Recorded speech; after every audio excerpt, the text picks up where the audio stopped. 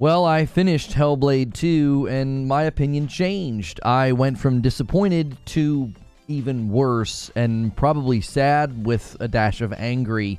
My clear time in the game landed somewhere between 6 or 7 hours. I think Steam says I have about 8 hours in the game, but I had to go back, and I was looping back for recordings and B-roll for the video that you might have watched. My latest video, as an upload, I asked the question, was I wrong? And many people were saying, well, hey, you only put an hour and a half in, keep playing. And I took the time in that video. I broke down all the problems with combat. I tried to showcase why I feel the combat falls so woefully low. But I also looked at the puzzles and really just talked about where they fall flat, as well as the story. And there are no spoilers in that video. There's actually not really anything to spoil, if I'm honest. So make sure to check that out. Make sure and give that video some love. I put a lot of time into that. My love for the first game is making this entire situation very uniquely frustrating. It was my most anticipated game of 2024. I spent a lot of time in 2023. I remember defending the trailers. Even this year, I remember defending some of the gameplay. I was like, I think it looks good. I don't know why everybody's being so negative. But now all my criticism and the claims that I'm making about the game, I just get dismissed because Xbox fans create all this narrative armor for their games. Like, if you don't like their game or you criticize their game, it's Xbox tax, or you're just an anti-Xbox fan, or you're just a PlayStation fan. I played this game on Steam when it came out in 2017. I had no loyalty to PlayStation back then, and I played the second one on Steam. I was loyal to Hellblade and Senua and Ninja Theory. I don't care who owns them. I bought the game in both situations. I've even seen long-standing big-time Xbox fans that have been very critical of this game, and I guess everybody that gave it a negative review, whether you're watching Luke Stevens or Fighting Cowboy or Matty Plays or myself, I guess we're all just anti-Xbox fans now, or I guess we're all Sony ponies.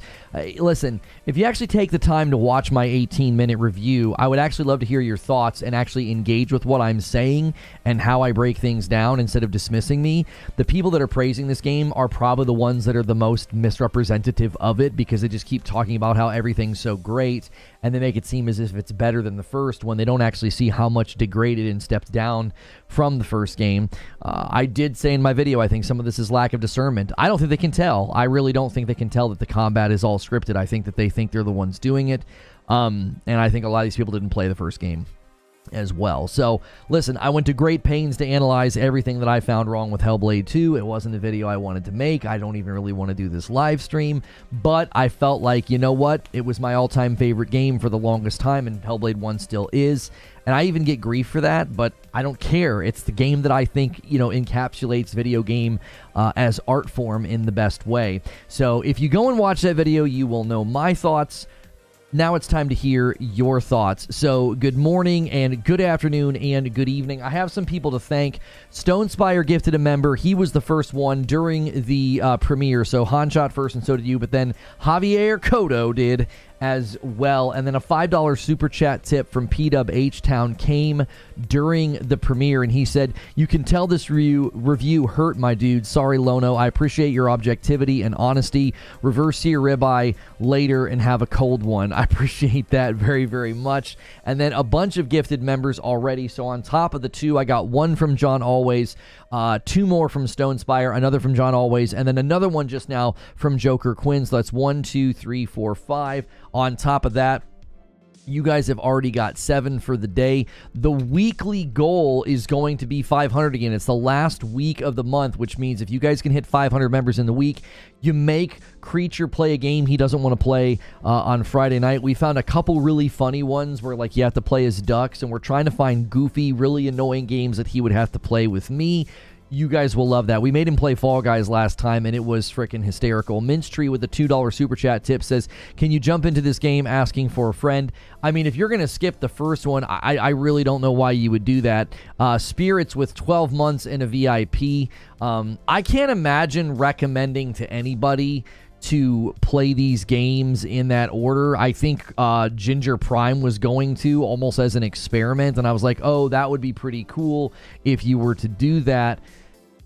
But the first game is a masterpiece. You know what I'm saying? I wouldn't do that. I wouldn't skip the first game. I mean, you can. This game is loosely tied to the first game. They make some references to the first game. You're not really going to be lost. You won't really know who Dillian is. You won't really know why Senua has all these voices and stuff. I wouldn't recommend that. PWH-Town with another gifted member takes us to 8 members on the day. Thank you so much. Guys, make sure you are going through that daily ritual. Smash that like button. It is Memorial Day, so, this is a day to remember those who have passed on, fighting and defending and doing, what we all thank them for anytime we see them. But here's the thing. We typically don't take days like this off, so a lot of people may be celebrating today. They may be taking the day to spend with friends and family.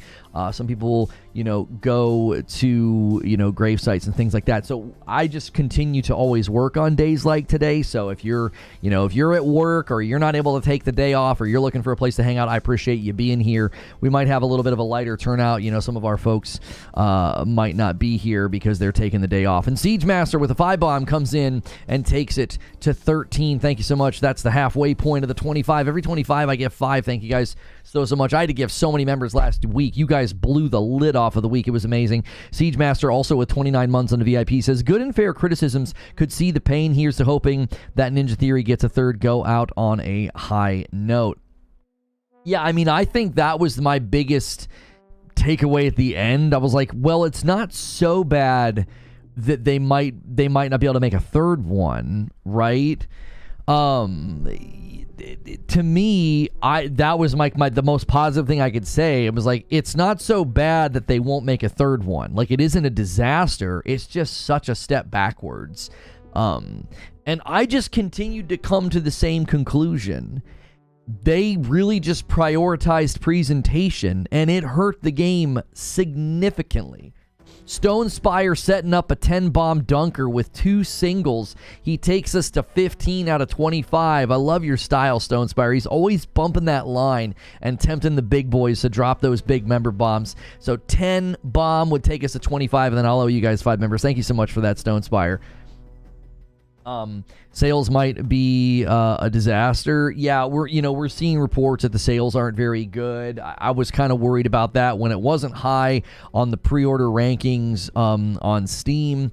I was a little concerned that, the game was so niche that it was going to potentially not do very well. And we're late on their review. Like, there was no real reason for me to do that review like a week late. Like, everybody's kind of already moved on. But I was just like, you know what? I'm going to regret not doing this. I want to get all my thoughts down right now when they're fresh, right after beating it. I rolled credits on Saturday. I put all the B-roll in a folder for Creature. And then I kind of went back through and I could see what I named the B-roll to make sure I touched on some of the high points of things that I really thought were worthy of mention. And then I recorded everything yesterday. It's very low on the Xbox charts, too. I mean, it's not surprising. I can't imagine anybody installing that on Game Pass and playing for 45 minutes to an hour and not thinking, yeah, I'm good. I don't need to play anymore. The opening it's really slow. It really is. And if you come into Hellblade 2 from Hellblade 1, I don't think the opening is like alarming. You're like, oh, they're kind of taking their time, they're kind of setting the stage. But if you're not accustomed to that, if you're not really familiar with, like, the first game opens kind of slow too, you might be confused. Excuse me. You might be confused. You're like, what's going on? Like, why is it taking so long? So I was, after the first hour and a half, like, I was willing to basically be like, okay, maybe the combat will be annoying and maybe I'll get over that. Maybe the story will make up for it. Maybe the puzzles will make up for it. Maybe the world, the experience, whatever. But it truly does. It just gets worse the more you play. I'm reading people saying, they're going back through and doing extra playthroughs because you can unlock the other narrators. And I'm like, I think that's super cool and creative. I really like that they did that. But I don't think this game has any pieces or parts that you need to experience again. Like, they just don't. Like, every time a fight ends, you're sort of like, finally. And then when you get through a puzzle, as I tried to kind of outline in the video, and I went and watched a couple of people's reviews after I did mine. I didn't want to have a bunch of people's thoughts in my head about it. We read those reviews that day, and I was like, all right, I'm going to play it on my own. And when all of my thoughts were fresh, I didn't want anybody else's thoughts kind of corrupting what I thought. Like, I didn't want, somebody to have me being more gentle or something. And so I watched a bunch of reviews this morning, and I was a little surprised that people came to the exact same conclusions that I did about the puzzles. I thought maybe I was too critical.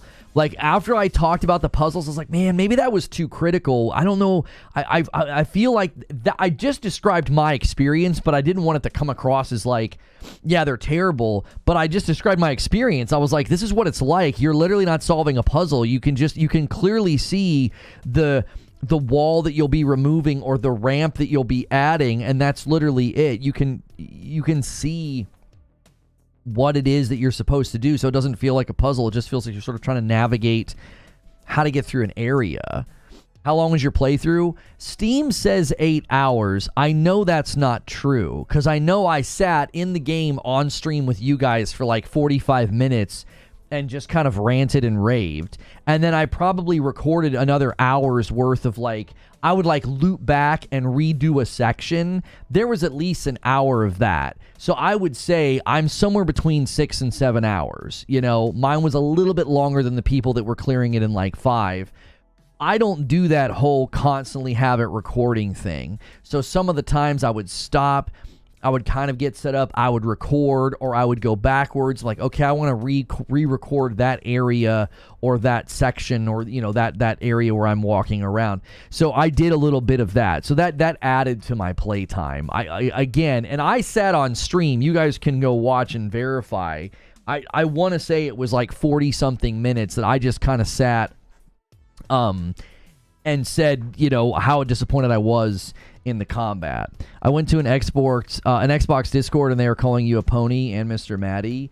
Listen, the lack of self-awareness from people like that, I just started giving it right back to them. I was like, well, let me see how you like it. It's like, you're only saying this because you're an Xbox fan. It's like, let me invalidate your entire opinion based on some presumption that I've come to. Well, you're just an Xbox fan, that's why you're saying this. I did that to somebody this morning, and she didn't even catch that I was doing it to her. It's like, you don't even have self-awareness enough to know, see how annoyed you got? I'm just dismissing your opinion and acting as if your opinion's invalid because I'm claiming you're an Xbox fan. And it's like, you're doing that to me. You're claiming all of my criticisms, all of my analysis is because you think I've bought into some childish tribal console war that you apparently care about. It's like, I was defending this game to people who typically do that. They rail against Xbox. They're big time PlayStation fans, and I remember consistently defending Hellblade. I defended it last year. I remember people saying that wasn't gameplay, and I was like, no, that was gameplay. I said, listen, a lot of Hellblade 1 is like that. Remember the trailer where she walks in the room and she looks into the water and the whole room is kind of weird and there's these voices? I remember being absolutely entranced by that trailer, and everybody was so angry afterwards. I was like, why is everybody upset? I was like, that was great. That was awesome. And they were like, that wasn't gameplay.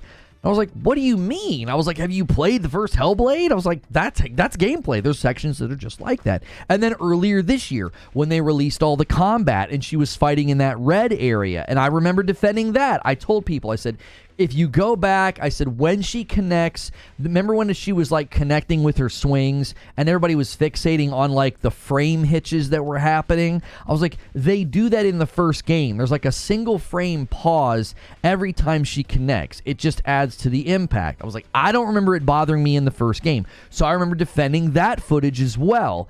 It wasn't until the previews dropped that I remember feeling like, oh no, what if all those people were right?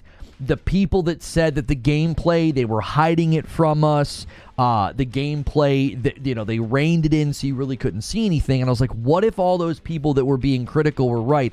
What if I've been wrong all along?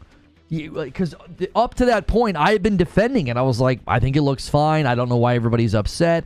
I actually thought she looked better in the latest gameplay compared to the original trailer where they were on the beach. I was like, if you go back and watch that, she looks very disconnected from the world, almost as if she's been like green screen placed in the world, almost like she had like a black outline around her. And I said in the newer footage where she would be like walking along the water and the rock areas and stuff, I was like, I feel like she feels more grounded in the game world itself, and I thought the combat looked fine. I thought it looked good.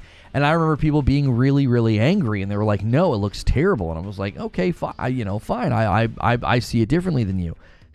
But when the previews dropped, I had this gnawing sense of like, I think these people have been right all along, the people that have been like heavily critical of everything that they've released.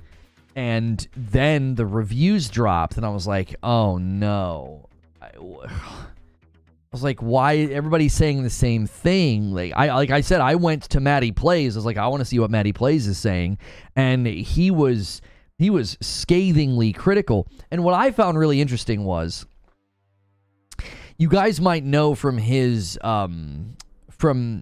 review, he talked about how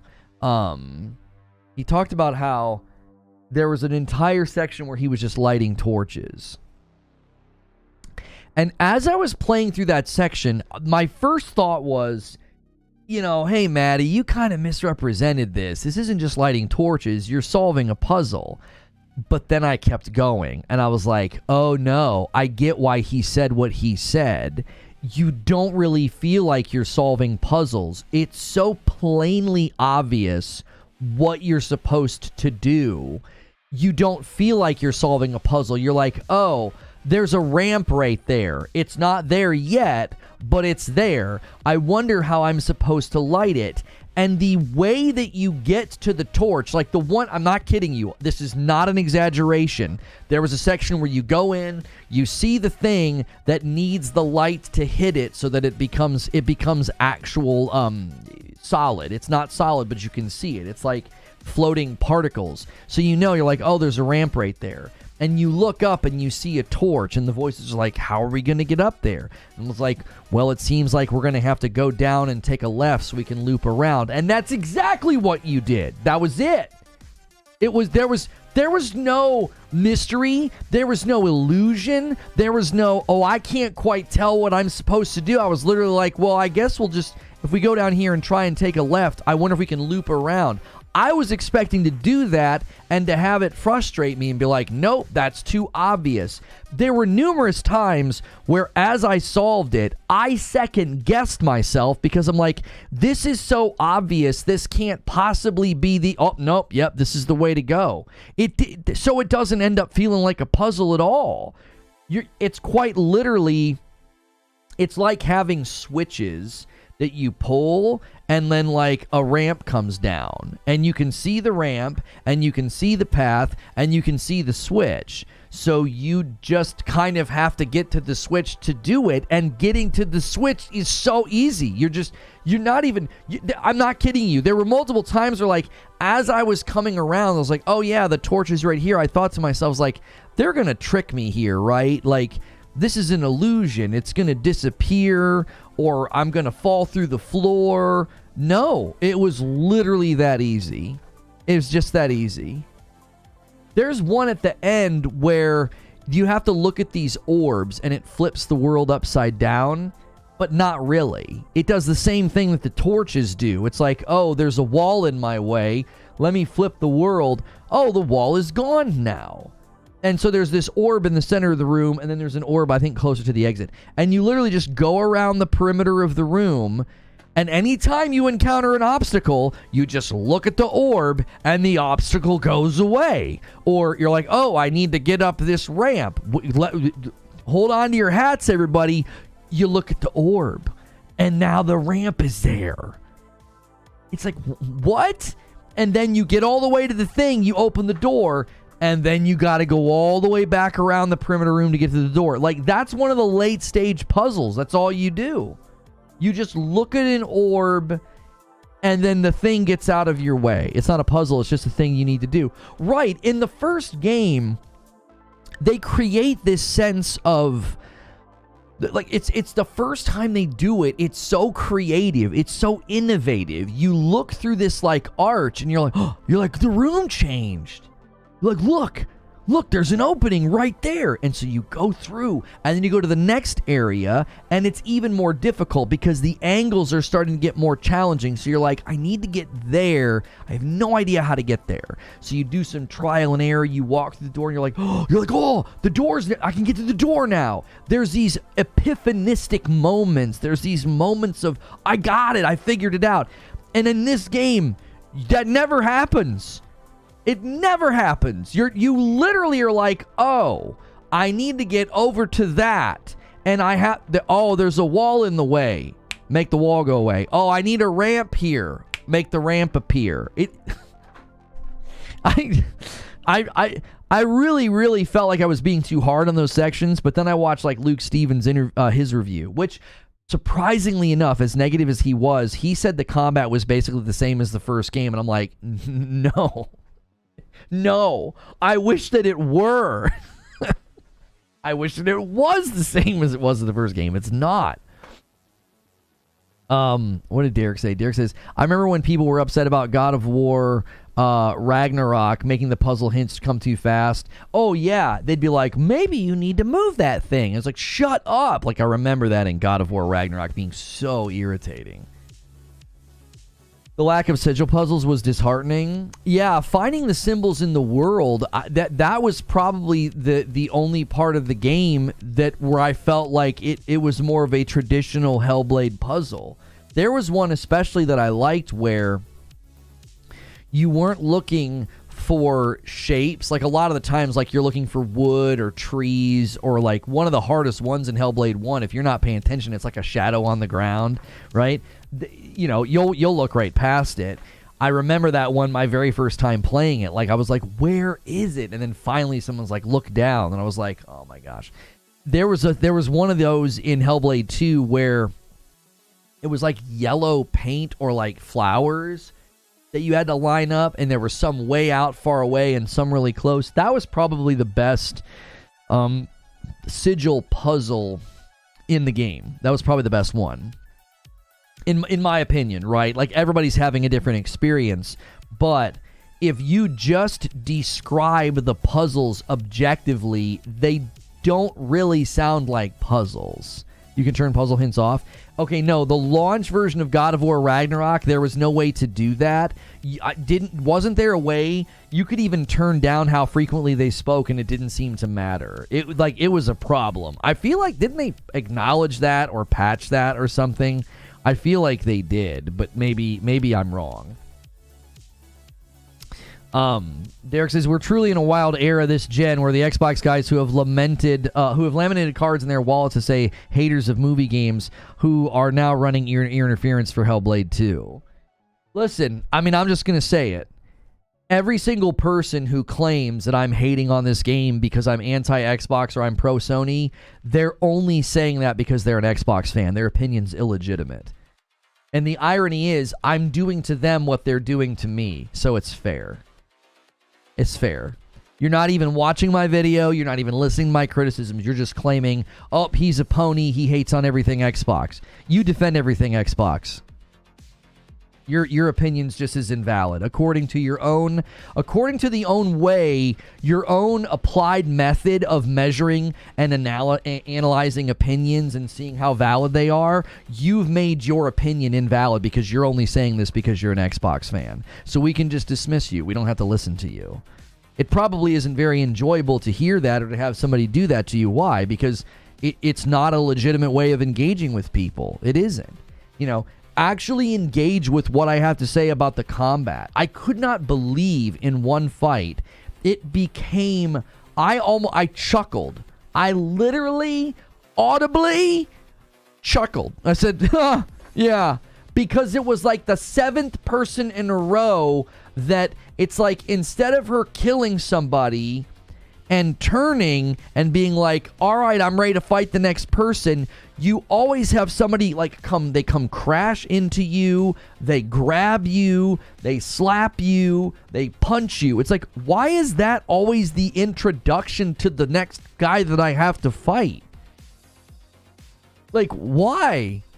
You can't even make Senua feel cool. Like in the first game, she pulls her sword out and she's like kind of sauntering up to the bad guys. You're ready to square up. In this game, she's like, "Wah!" And she finally kills a guy, and then you're getting ready. Okay, where's the next enemy? Blah! You just get freaking sucker punched or tackled, or another person, like an NPC, just plows into you and knocks you down, and you're like, oh gosh, and then you like help them back up. It's nauseating how many times they did that. I was like, why? Who thought this was a good idea? At the end, I remember at the end of God of War 2018, when you and Atreus take turns beating the tar out of Baldur, and it feels dope, because up to that point, a fight with a guy like him takes a really long time. It's just like you're parrying and you're blocking and you're slamming him and you're hitting him, and then he heals, right? So they make him exhausting because you can't hurt him. That's kind of the point. And then when you finally get to just QuickTime event, bust this guy into ribbons, it feels great. This game had a couple of really cool moments where there's other people around and you're teaming up and you're getting saved, or somebody gets hit by something. And those moments, they fall so flat because they're not distinguishable from all the rest of combat. Like, all the rest of combat, it's just like everything is so scripted, you don't feel like you're in control. I felt like I was more in control of that VR game on Friday night, and I was on train tracks in that game. I saw it when you were playing, and I can't unsee it. Same with the Force execution animations. I hear you, Lono. I like these types of games. Gone Home, Firewatch, Everybody's Gone to Rapture, Death Esther, Hellblade 1. But this, this game has amazing production and audio, but yeah, that's what it is. That's what everybody ends up saying. Right? Guys just warping next to you for the sneak attack over and over. Yes. It doesn't feel... QuickTime event feels great. QuickTime events feel great in small doses. A QuickTime event feels really, really good when it's by itself.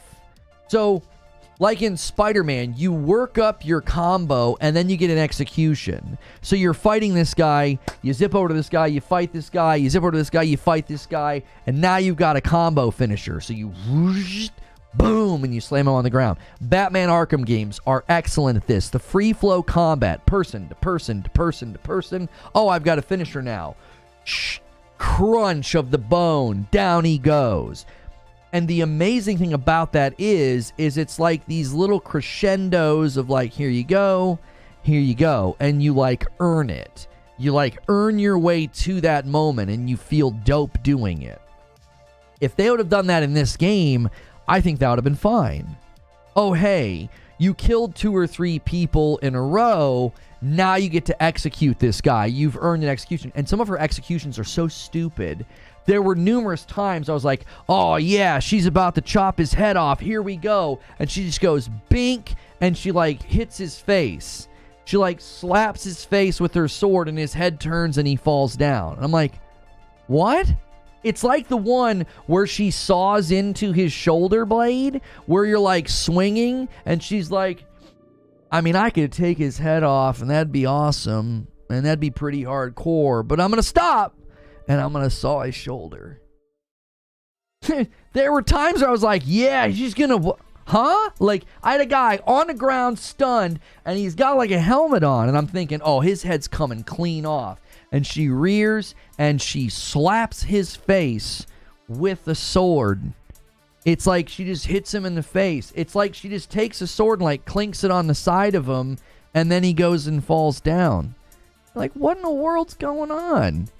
She's impaling people. She's shoving the sword up in people's jaws, but she can't decapitate anybody? Like, numerous times, it's like, it honestly looks awkward. You're like, yeah, he's stunned. He's on his knees. His back's to her. She's swinging across. Stop and saw. It's like, what in the huh? It's not even a thirst for violence. It ends up looking awkward. It's like, she's got a guy just primed for a decapitation. He's right there. Like, how many times you see a movie where a guy's on his knees, somebody's got the sword, and they rear back? What do you think's coming next? What, you gonna tickle him?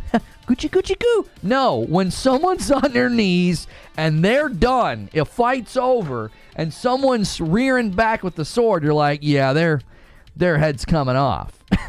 And it never happens. She's got all these opportunities, and you're like, okay, I guess you wanted to saw his shoulder instead. Yeah, it's a weak payoff, yeah. Because some of the guys can be pretty frustrating. Like, they can be kind of, they'll wail on you for a little bit, and then you wail on them. So, a visceral execution can be almost cathartic when someone frustrates you. This frustrated me in Rise of the Ronin. You would fight somebody, they were really irritating, they were really cheesy, and you finally get the jump on them, and then they're on the ground, they're like, maybe we should be friends. And you're like, what the frick? No, I don't want to be your friend. I just fought you for 7 infuriating minutes. I want to kill you. Like, I think that works in games like this. Having that sense of like, oh, you're done now. I got you. And then you're like, wait, why did I do that? I slapped him on the face with my sword? Reared back with a sword and boom, say, I'm just playing, and walk off. Right. I'm just messing with you. I'm not going to chop your head off. It's almost as if they had it all with the decapitations, and then someone said, no, this is a family game, play nice. It does feel really awkward English O. There was at least 3 different enemy types that would end up in that position, and I'm like, why am I not just lopping their head off? Like, it doesn't make any sense. She's going in from the side. She slashed a guy from like groin to chin. She just went in and she turned and up, and it was awesome. I'm like, this game is visceral and violent, and I can't chop anybody's head off? Like, oh, okay. It's I mean, when the guy's that good, you want them on your side, right? Right. Everybody you fight, you're like, that was a really hard fight. Do you want to join my team?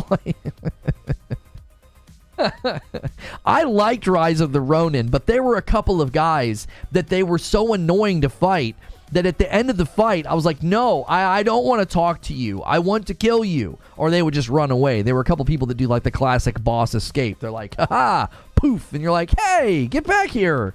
That happened a couple of times in Ronin.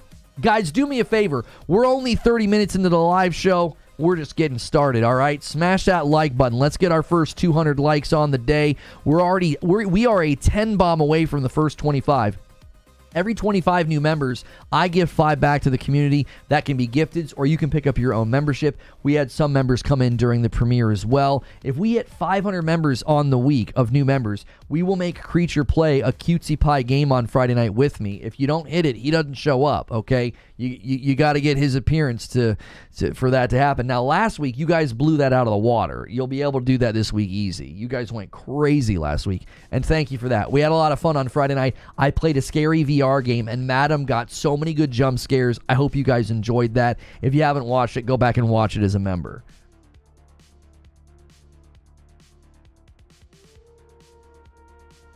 The closest thing this game came to being, well, a game was probably the cave sequence.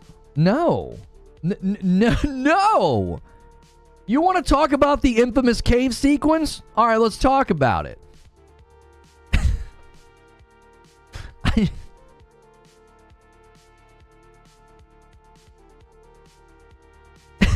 There's so much to be said. First and foremost, why did they show all of it? Why? I mean it. I need answers. Why did you show the entire thing in a trailer? It's probably the longest sequence. It's probably the most cinematically strong sequence in the game. And they showed it to us like 2 years ago or 3 years ago. Why? Why'd you do that? It would have been like showing us the end of 2018 God of War when they beat the tar out of Baldur. You'd be like, why did you show that to us? I couldn't believe it. I rolled credits and I was like, why did they show us the entire cave sequence? Whose idea was that? And you don't do anything. You do nothing. You do absolutely nothing in that sequence. You throw like 3 spears at him, and it doesn't do anything. It doesn't. It's just, I'm high-pitched voice ranting right now. There's nothing. You just run. You just hold forward. You're like, okay, Senua, you better get away from him. Here he come. Oh, now it's my turn to do something. Oh, I have a spear. She just kind of stands there, throws it at him, and he's like, oh, that kind of hurt. And he keeps coming. And you're like, oh, time to run again. Oh, you're talking about a different cave? Oh, what cave are you talking about? I'm talking about the infamous cave sequence with the giant that they put in a trailer 2 years ago. They showed the whole thing. They showed an entire hour-long segment in a trailer? It's not an hour long. What are you talking about? Homie, that trailer is like, how long is it? I believe it's 6 minutes long. I recorded the cave sequence. I recorded the entire thing. I'll tell you how long it is. I got all my B-roll right here. Oh, famous cave sequence. 4 minutes and 9 seconds. That's how long my video is.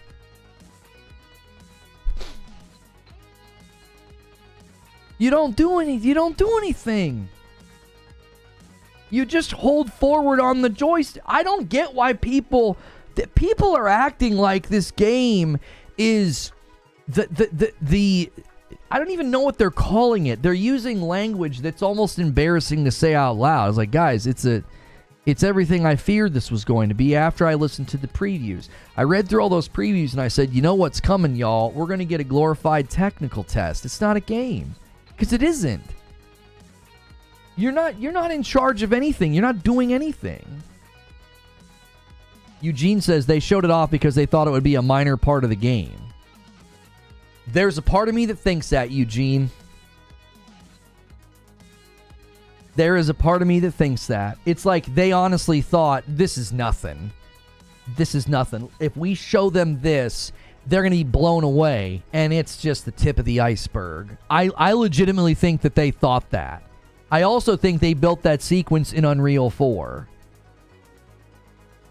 I'm fairly certain they built that sequence in Unreal 4. I could be wrong. It might just be the original trailer where she's snarling and singing. That might be in Unreal 4. I think that beach cave sequence, I do. I think they thought, oh yeah, this is just the tip of the iceberg. And it quite literally is the best section of the game. Like it's impressive. It really sets the stage. And that's where I think a lot of people like Maddie Plays kind of touched on this. Luke Stevens kind of touched on this. It was almost like, oh, here we go. After that, the game's going to get even crazier. And it doesn't. It just kind of slowly lands the plane and then the credits roll. Luke Stevens thought something happened. He thought a glitch happened. He was like, he's like, is it over? He's like, what? I remember when we got to I got to that final narration and I'm like, here it goes. They're ending the game. I was like, I could feel it. They were trying to patch together some character arc for Senua with this narration that she was doing, and I was like, you didn't do anything with the character the entire time. She didn't do anything. She helped people, and it was the same like loop of content every time. We need to do this. You don't know what you're doing. Yes, I do. Oh my gosh, I'm really scared. Oh, somebody died or didn't quite go perfectly. The voices blame Senua and yell at her. You loop through that each chapter. It's the same thing. It's the same thing every freaking time. By like the third or fourth time they started yelling at me and blaming me for something, I was like, shut up. I was like, this is so dumb. I was like, you're just doing the same thing every time. Nothing's changed. There's no the narrative and the character haven't advanced at all. You're just employing the same tropes over and over. In the first game, you think you're gonna die. You don't know if it's real or not.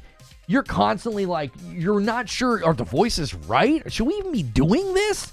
Like, are we even doing anything of substance? Are we in hell? Is that real? And in this game, you're like, dude, just shut up. He's like, I'm going to get through it. It's fine. Danny Dement was 7 months. We specifically referring to the cave test while looking for the hidden folk. At least having to stay in the light felt like a sort of gameplay. Oh my gosh. Yeah. Oh. The staying in the light. The biggest the biggest problem with that section is that once you, this is the problem with so much of the game, is you understand the rules very quickly. You understand the rules. So you get in a couple of fights and you're like, "Oh, I get it. I get it." Okay. The illusion's destroyed. Same thing with the puzzles. As soon as you understand the rules of the puzzles, you're like, "I get it. Okay, fine. Let's just get this over with." Like, there's no mystery, there's no illusion. That section with the torches, as soon as you realize what's going on and you're like, "Oh, I get it." It's like it all breaks down so quickly. Oh, I get it. I'm running slowly in water.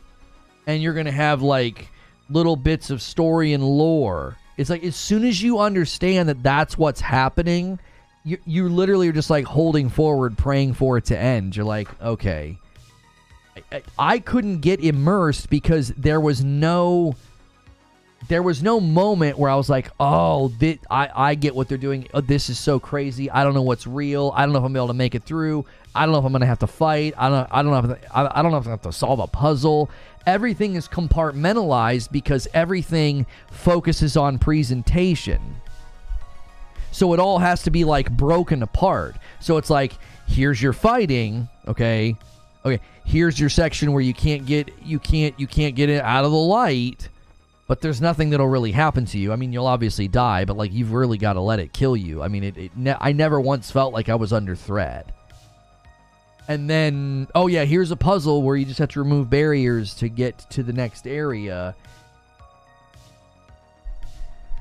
Now, I'll admit that they might have had the cards stacked against them, right? They might have had the cards stacked against them. What's good, Feed?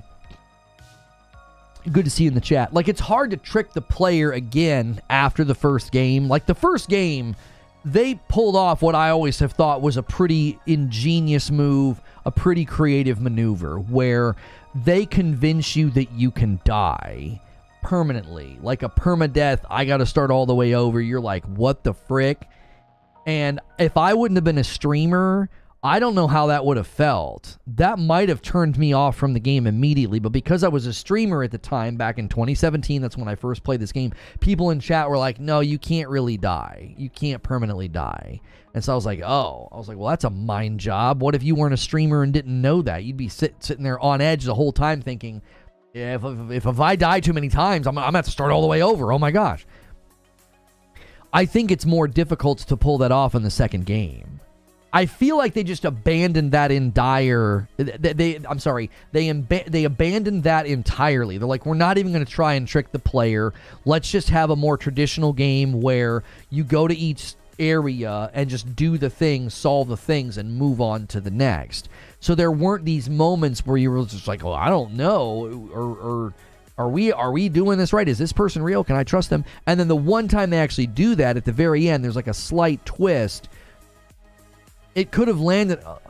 I don't want to spoil anything. I think the twist could have landed better if there would have just been more poignant lead up. But again, it's all of the poignant or the potent moments. I feel like they're all robbed of their power because everything is so overindulged. This is why the director is so important. There is a certain vision that got lost in the second game.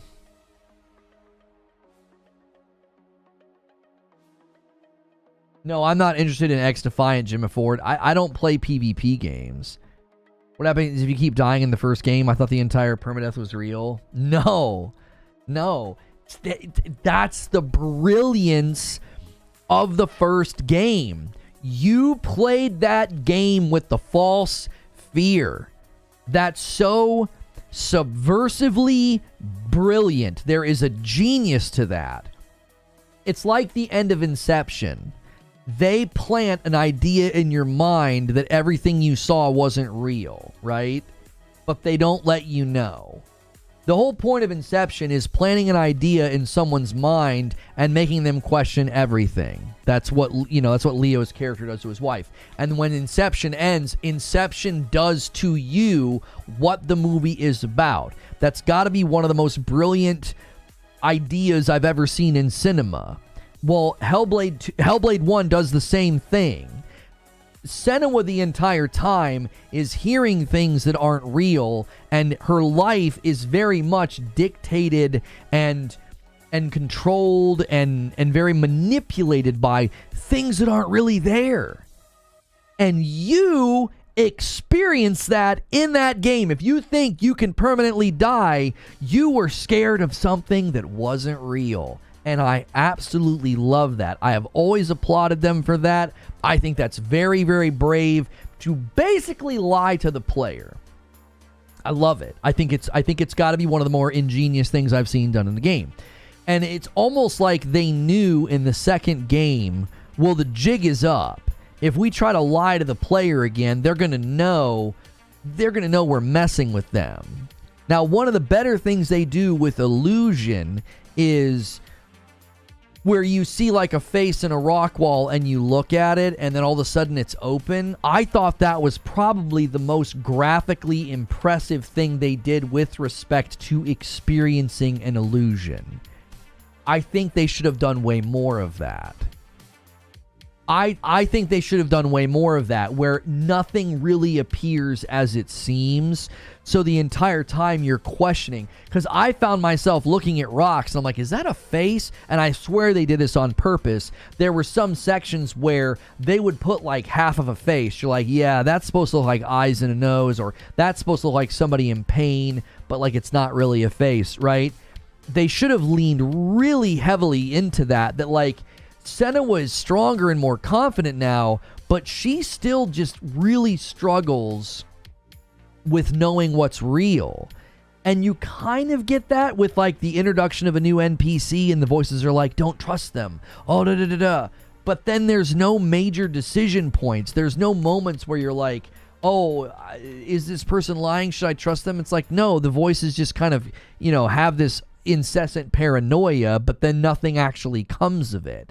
It's not like in the first game, you're like, I don't even know if Druth is real. You're like, I don't know. She allegedly met Druth out in the wilds and he helped her, but you don't know if it's just some manifestation of her mind or her psychosis. And Druth plays a significant role in that game. His voice shows up again in Hellblade 2. He's the one that reads the runes to you. And so that is another piece of Hellblade 1 that I think is just, it's just so superior. It's like I just feel like their creative juices were flowing. And in this game, they just focused more on making a really, really beautiful, high production video game. And it's almost like all that creativity got squashed underneath. And it was like, well, Senua was just sort of like the hero, and yeah, she still has to be kind of haunted and she still has to kind of doubt herself, but she's always going to kind of grit her teeth and get it done. That's what every section feels like. Is like there's a little bit of doubt, there's a little bit of fear, but she just grits her teeth and she gets it done. And my gosh, did they miss an opportunity in the one section where, I don't want to spoil anything, there's a puzzle where you're doing things, and then later on in the puzzle, what you did is like showing up again. You're like, oh, I did that, and now it's impacting what's happening now. There was an enormous opportunity there to send a better message and send a clear message about Senua's journey, and I just feel like they fumbled that ball immensely. They fumbled a couple of balls immensely. From a narrative perspective, tie-ins with her dad, not at all emphasized enough, especially at the end. There could have been so much better work done there. Personally, I think the guy that you end up kidnapping and bringing along with you, I think he was the only other character you needed. It should have just been him and her the whole time, because early on in the game, this is not a major spoiler, early on in the game, it's like very early, she realizes that there's something wrong with him too, and in that she sees like, he's like me. And what they should have done is it should have just been them the entire time. The introduction of this other guy and then this girl and then these people, it's like, no, the cast got so big that like it was hard to care about anybody. You're like, I don't really know who these people are. They keep using names, and I'm like, I don't know anybody's names because Senua was interacted with them so minimally, and their names are so weird. I was like, I don't know who anybody is. But if it would have been somebody else, like the way it was like most of Hellblade 1, it's her getting freaked out by the voices, and then periodically she would be flashing back to Druth, and you'd see Druth, and Druth would be talking to you. And then in this game, it should have just been him. It should have just been her and the guy the whole time. And then you could have had the crescendo that happens at the end with him, because it's not him. It's like, it's another situation that I think very much is a parallel and relates to Senua. And it falls flat because like you interact with him so minimally that at the end you're just like, I don't feel like I didn't feel like I got to know the character. You feel like you get to know Druth by proxy through Senua in the first game. You do. You feel like you get to know Druth. And in this game, because everybody just sort of floats into the frame, kind of tells Senua what needs to happen, and then floats out of the frame, you're just like, okay, they're just plot elements. They're not characters to get to know. They're not characters to trust, hate, or root for, or anything. It's just like they literally float into the scene as like a MacGuffin to like move the story along, and then that's sort of the end of it. They just sort of drift out of the frame. So like I'm even getting deeper now than I did in my upload. I just think there's so many elements to the game that they didn't manage it well. It just feels like the game just got out from underneath of them. I don't know if I blame a lot on the engine. I blame a lot on their they really focused on production and presentation. I think the puzzles are that way 100%. I diagnosed that with the puzzles. I was like, they wanted it to look cool and they wanted it to have like this really cool appearance, and what gets lost in the mix is they're not really puzzles. Like they aren't. It's like, oh, it's just literally removing walls or ramps and then putting them back again. Like that's essentially what they amount to.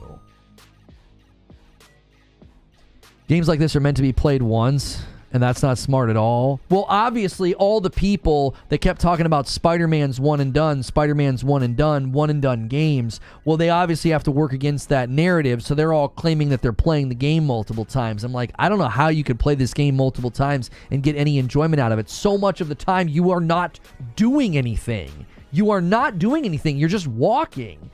And when you're not walking, you're shimmying through a tight spot or crawling through a tight spot or making a wall disappear or a ramp appear. I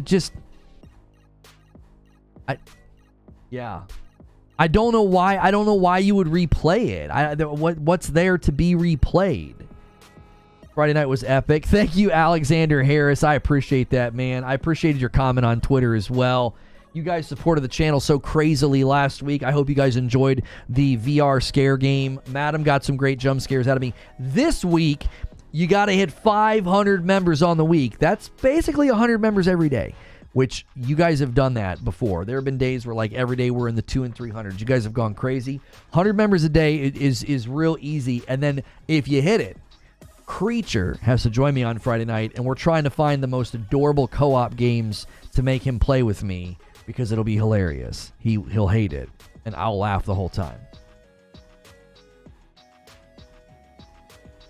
You can choose between a couple of new narrators for the second playthrough. There was a time where I was holding forward, and then I no longer had to hold forward. And I was like, oh, okay, I have to watch now. And I just kind of stopped. And then eventually so did Senua. And I was like, oh, am I still playing? Oh, okay. And then I started holding forward again. There were numerous times that happened where I was like, wait, I don't understand. Like, am I What am I supposed to... oh, I'm playing or am I not playing? Like, either have me play or don't. Especially when there's no on-screen prompts.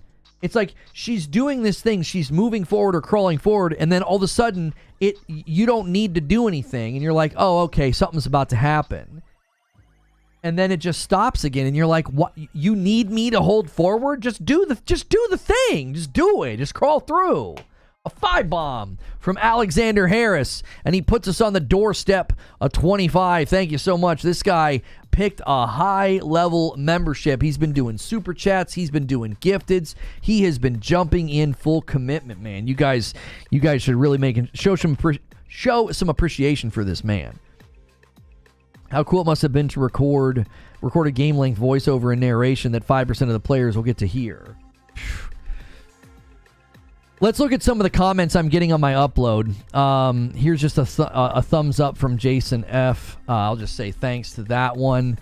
This guy says 7 years to make for 5 hours. Walking sim, very limited combat. The game is worse than the first. Even though they hired 5 times more staff, the game is pathetic. Hard to disagree. It's hard to disagree. Like from the consumer's perception. They've not been working on this game, by the way, for 7 years. But from the consumer's perception, they have been. Right?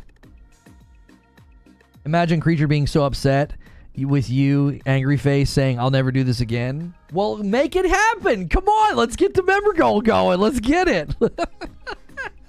Make him play some cutesy, stupid co-op game with me. Human Fall Flat, It Takes Two, Overcooked. And Alexander Harris, he secures the first 25 all on his own. All on his own. We should start doing multipliers. Like if you guys hit 50 members in a certain amount of time, I'll end up giving more than I typically do. That's what we should start doing. This game sucks on the Series X, says Brooklyn Breed. 30 FPS puke. This guy, Mile High, says, my question is why? Is this a major fail for Ninja Theory after such a unique success, or is this driven by corporate decision? It's impossible to know. Dude, it's impossible to know. I don't know what happened. I continue to go back to their decision to switch from Unreal 4 to Unreal 5.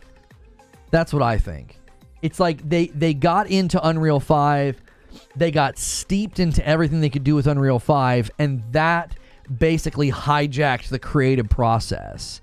Oh, we can do this. Oh, we can do that. Oh, this and that, and we can do this with our face, and we can do this with mocap, and that basically infected everything. Like, look at the combat as a great example of this. Who would ever say DK Baker is the agent of chaos and takes us to 26? Who would ever say, you know what we should do? We should do away with moment-to-moment combat that has fluidity, player agency. We should do away with all that and just mocap everything so that it's all these like miniature QuickTime events.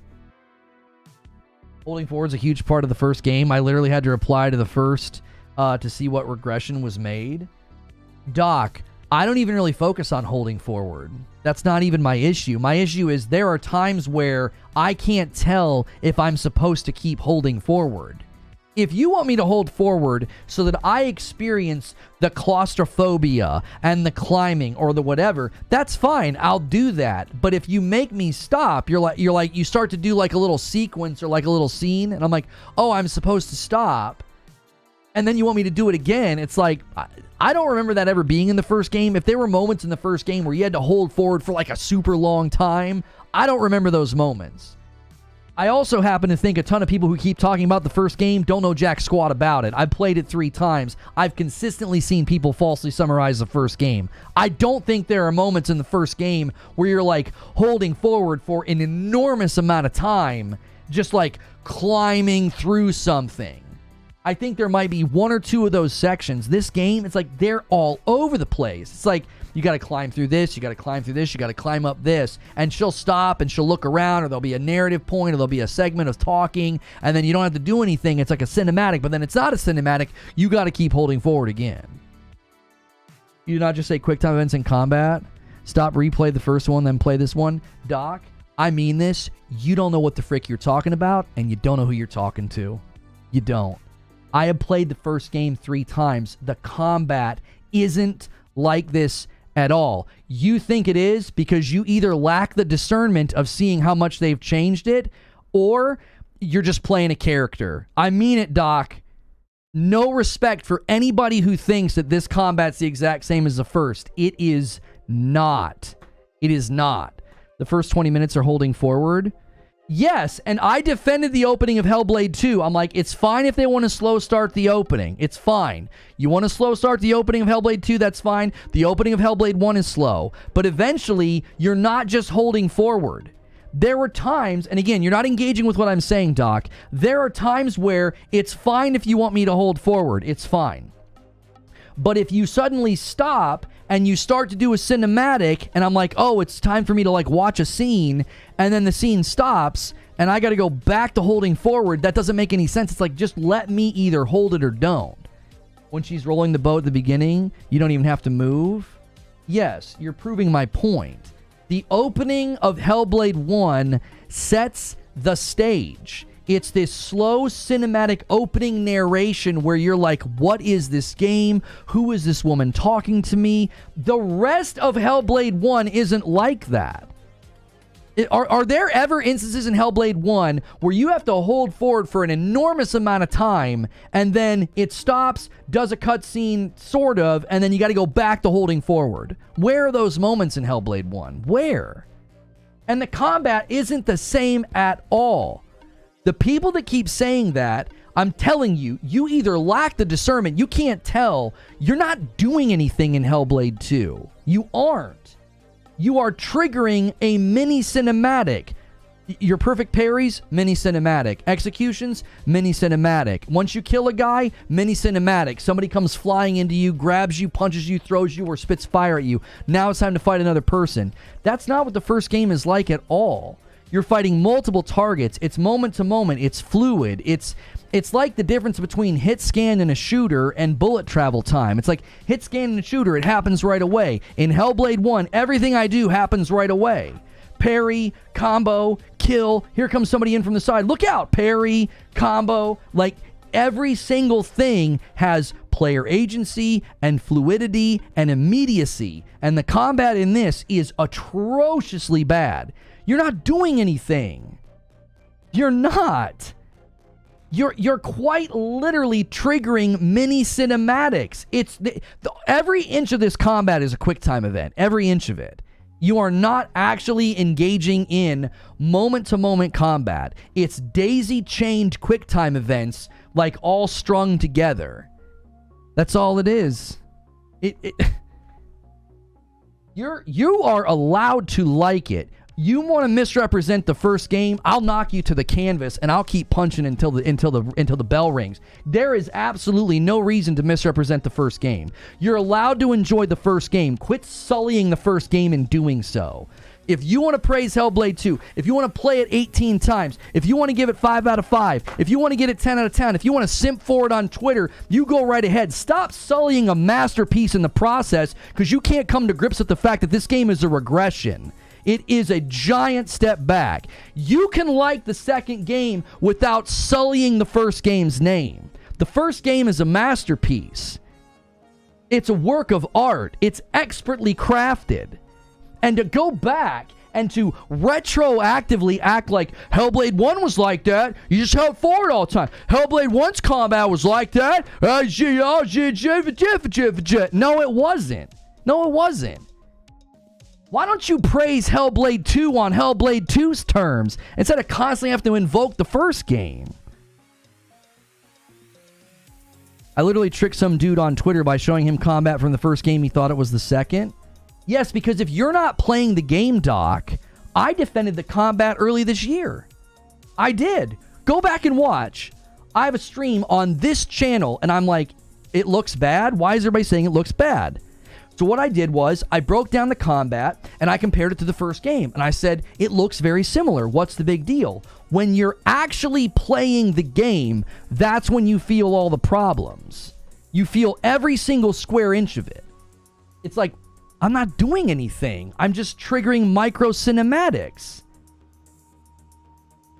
Explain QuickTime event combat? Okay. I'm going to attempt to do this because I really hope you're coming from good faith, because these are dramatically different systems of combat, okay? And I'm only doing this because we're friends. Somebody else, I would expect they were pulling my leg, okay? In the first game, every swing of the sword, every parry, every fight is moment to moment driven by player agency. Every single moment. So when someone swings at me and I parry, I can instantly go into the next thing. Right? I can instantly go into the next thing. There's no pauses, there's no moments, there's no mini cinematic. And when somebody else wants to come attack me, I can instantly parry that guy and instantly engage with him. That is called action game. Like, that's what an action game is. When they switched the classic RPG style from turn-based to action, it was about moment-to-moment action. You are in charge of the swing of the sword. You are in charge of the block. You are in charge of the parry and the dodge and the roll. All those things happen instantaneously. And you go from fight to fight to fight to fight to fight. Person to person to person to person to person. All of that, the fluidity, the player agency, the responsiveness, it's all gone in Hellblade 2. I can't believe I have to tell this to people who have played it. You've played it, and I have to explain this to you. That's crazy to me. In Hellblade 2, when you do a block and it fails, or a perfect parry and it succeeds, it's not fluid, and there's no moment-to-moment seamlessness. It triggers a mini cinematic. I know what you're doing, Stonespire. Stonespire's going to do 4 singles. He's going to try and set up the 20-bomb dunker. He's taking us to 30 members on the day. Thank you so much, Stonespire. So, when you successfully parry in Hellblade 2 and it zooms in and there's like a flash of light, that's a mini cinematic. You're triggering a QuickTime event. You are.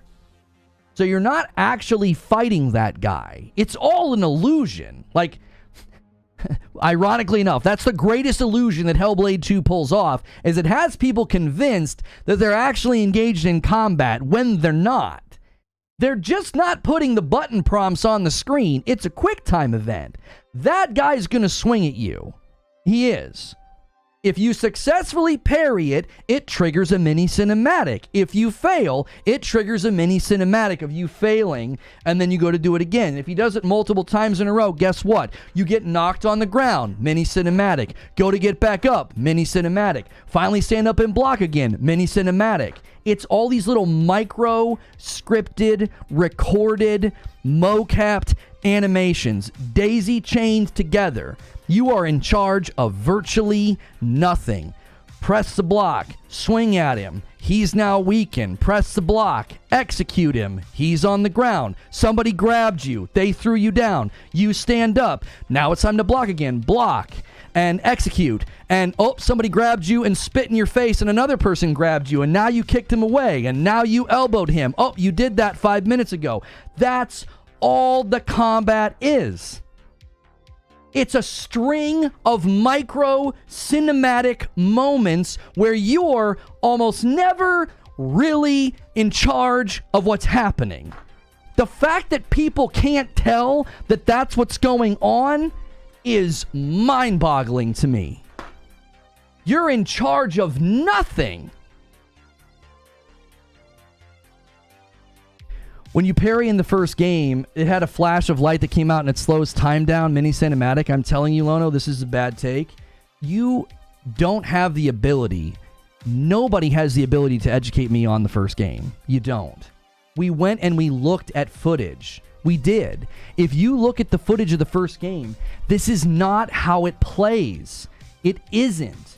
You are objectively wrong. It's so frustrating. What is it? The Blood River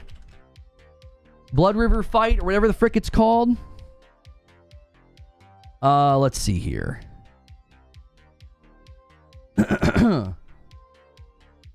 So this is one of the more lengthy sections of combat. Oh, my camera's all wrong because we were doing VR. All right, there you go. Let me get it to where she's actually fighting some people. Faces. She's under threat. There's these big guys trying to grab you. All right, here we go. Dodge, dodge, slash, slash. Look at the freedom of movement she has. Look at the freedom of movement she has. Dodge, slash, slash, slash. Now here, she just triggered focus. That's that slowdown thing that she can do. She's going to have to do it again here in a second because now he's in the other dimension and you can only hurt him when you do your focus. There's nothing like this. Nothing like this in the second game. You never have. Look at how she just runs forward, dodges. Look at the moment to moment. Look at the fluidity. Look at the fluidity. Look at what she does, this guy. Runs, jumps, slashes, dodge, hits, another dodge, and now she's back in her focus mode. If you think this fighting is the same as the second game, I can't help you. They are dramatically different. They're dramatically different. She's not having to stop. She's not constantly getting grabbed by mini cinematics. None of these are cinematics. This is free flow combat. She's going from one move to the next, to the next, to the next. And that guy just interrupted her, and she could have parried it. You can parry when the multiple targets come in. They'll warn you. Like, your little voices in your head will say, like, watch out or whatever.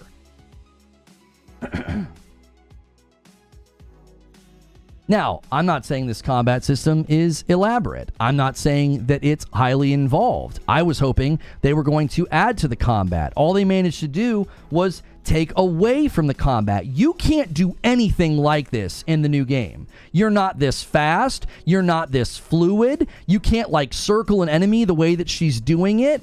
And right there, she did a big swing interrupt. You can't do that in this game. They block everything. Now, eventually, you can break their block. If you hit them enough times, you break their block, and then you can keep slashing them. It's not the same at all. I can't imagine anybody looking at that and being like, oh, that's the same as Hellblade 2's combat. No, it's not. Let's just say it, Hellblade was better when it was on PlayStation. I don't have an opinion on that. I never even played it on PlayStation. I played it on Steam. When the game came out, I mained Xbox, and everybody was talking about how amazing it was, and so I played it on Steam so I could get better performance. Because at the time, you wouldn't have gotten 60 FPS on console. Another example of just how superior the combat is this. Yeah, right here. Runs up. Look at the differences in the enemies. She's got this big guy. He's doing big swings. She's got them all bunched together so she can hack away at him. Big long wind up that she was able to get out of the way of. And now she's going to try and isolate individual characters. Like, this is so good. Nothing about this is QuickTime event. Nothing about this is QuickTime event. This is moment-to-moment player agency, fluidity within combat. There's no pauses to watch a cinematic of her get a parry. There's no pauses to watch a cinematic of her getting grabbed. Everybody's got free flow. Everybody, even the enemies have free flow. They're all just coming in at her at different times. And that guy has new moves, too. He's one of those shield guys you got to watch out for, because he'll do that shield swing first before he actually comes and hits you with his mace. This player is spamming dodge, by the way. Yeah, he's not even doing the parry. We got to find somebody who actually does the parry. He's not even doing the parry. He's just doing the frickin'... Let's see if we can find somebody actually doing the parry so you can see the difference. It's not a QuickTime event. Look, that wasn't a QuickTime event. That's called slow-mo. It just literally slows the combat down. That happens in Ghost of Tsushima. Tons of games do that, where you land a perfect block or parry and you get a slowdown effect. Slowdown's not a QuickTime event. It isn't. In this game, you're seamlessly going from one thing to the next. You're not having to watch a mini cinematic. Slow-mo is not a QuickTime event. It isn't. It doesn't, like, stop you to make you watch something. I sent you a video of me doing the parry. In which game? Here's why, Doc. Here's why you can't be right. Here's why you can't be right. They literally told us how they upgraded the combat in Hellblade 2. It's technically completely different. So you can't be right. It isn't possible for you to be right.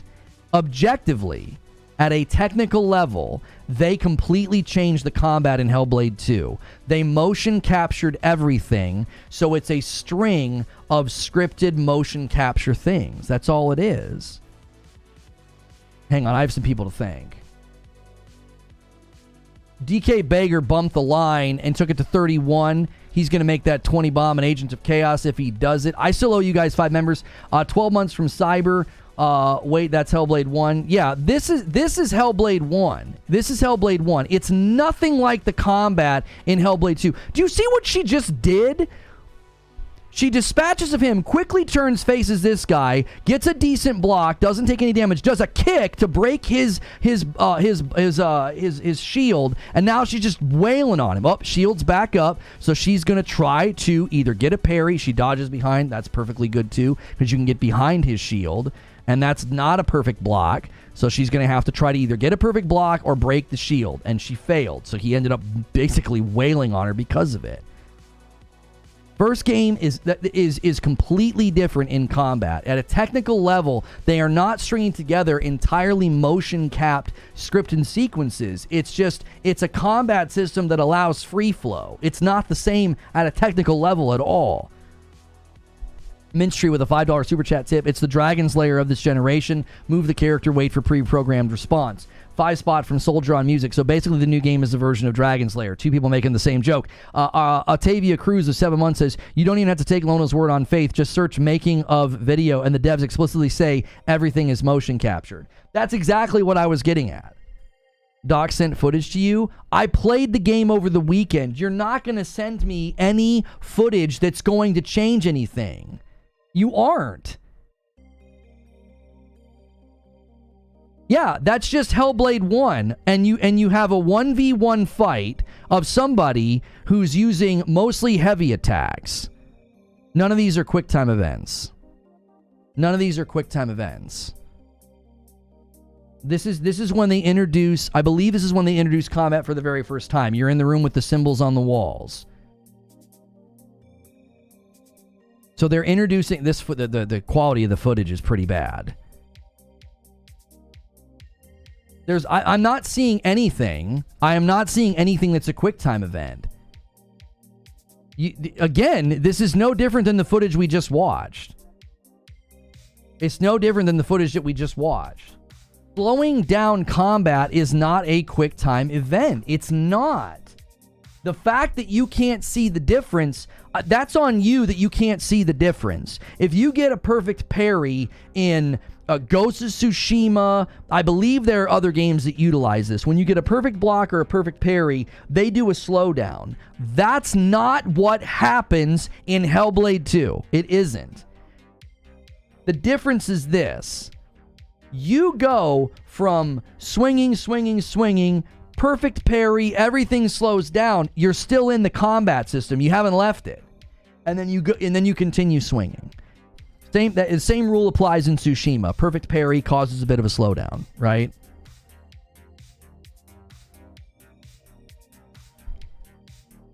In Hellblade 2, when you successfully get your perfect parry, I'll pull up my own video from today and show you. Well, you show the combat from Hellblade 1? Doc, even insinuating that is ridiculous. I have a video live today. I have a combat breakdown last week.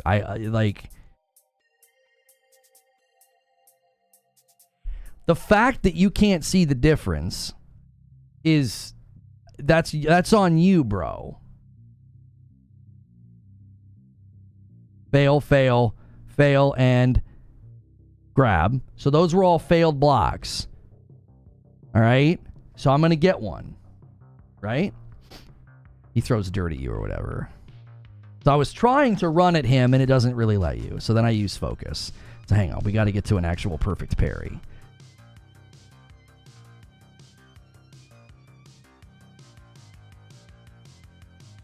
I think I just execute him here. Yeah, I don't know. And again, there's no explanation as to why I earned this execution. I failed to block, and he grabs me. I have no idea why I was able to do this. I don't know. Okay, there's a perfect parry. That's a perfect parry. You think slow-mowing a block is the same as that. That's a mini cinematic. Mini cinematic. That's not a slowdown of combat. It's a mini cinematic to transition into another mini cinematic. This isn't free flow combat. Oh, and that's how I get to engage with the next fight. I get grabbed from behind. Everything is scripted. That's why it doesn't feel good. It doesn't feel like you're in control. Look at her swings. Look at how slow she swings. Whoa, whoa, whoa. And compare that to the first game, how fast she swings. Mini cinematic.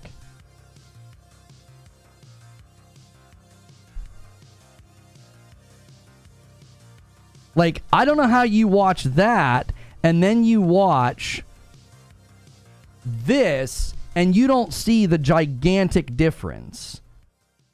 That's just a slowdown of combat that's already happening. Look how fast she is in comparison. Look how fast she is.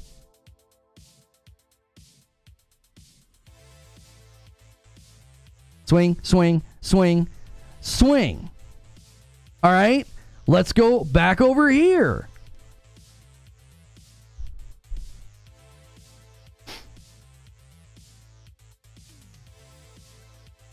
Boom. Oh, hang on. I want to go to the part where I swung on him. Swing, swing, swing. Look, it's unbelievable. I don't know what to say. They're so vastly different. She's so fast. She's so snappy in the first one, and a zoom in for a parry every time you do it isn't the same as it's not the same as slow-mo, bro. I told you, Doc. I said, if anybody wants to come at me and try and educate me on Hellblade 1, you better buckle up. I played that game 3 times. I know it inside and out. And the combat is 100% different. It's a system that you stay in the entire time. Hellblade 2 is a string of motions-capped, scripted little mini cinematics that you trigger.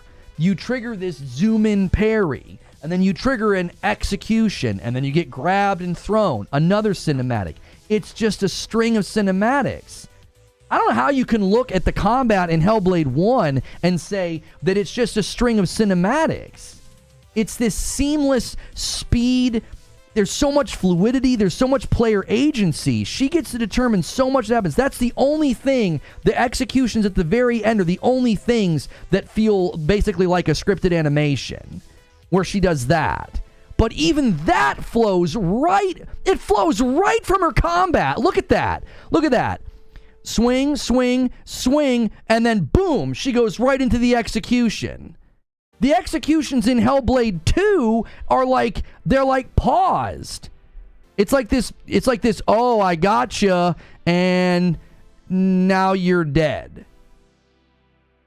Even the executions are better in the first game. She's swing, swing, swing, she spins around, executes. It's all flowing. It's all flowing. And in the second game, it doesn't flow. It's parry, they stop, you do a thing, now they're dead. It's just, it's all separated. She's faster, it's the first one. We doing this. Yes, the combat's different, but not drastically. You're not going to tell me the combat in Hellblade 1 was God tier versus Hellblade 2. I didn't say it was God tier. I said that it was fluid, it had player agency, it had speed, it had a moment-to-moment feeling of player impact.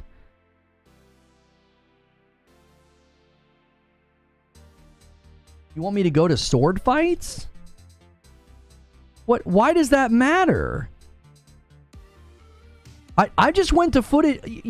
You're accusing me of something malicious, like I'm intentionally going and handpicking bad combat. Doc, there isn't even that much combat to choose from. What do you mean? How am I supposed to go and pick? What's the best combat?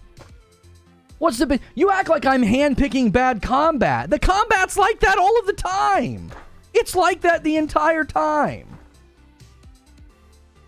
I'm not sitting here maliciously picking out bad content. I went to my own video. I went to a combat sequence where you wanted to see what a parry was. The original argument, Doc, when you came in here was you said the perfect parry in the first game is just the same. It's like a QuickTime event. I showed you that it's not. And now you're moving the goalposts and you're saying, oh, you're showing bad combat. What the frick? What do you mean? If the combat's just the same, and the parries are just the same, and it's not any different, why the frick does it matter what combat that I show? Show my footage? I did! Yeah, that's the very first fight in the game. It's a tutorial establishing how combat flows, Doc. What are you even talking about? You sent me a DM of the very first fight in Hellblade 1. You don't show Hellblade 2 combat in this video. You show the opening video. You show the opening video, the opening fight. Sword for sword parry? It's the same thing, bro. I think in my first video, I had the boss fight. Sword for sword parry? It's the same thing, Doc.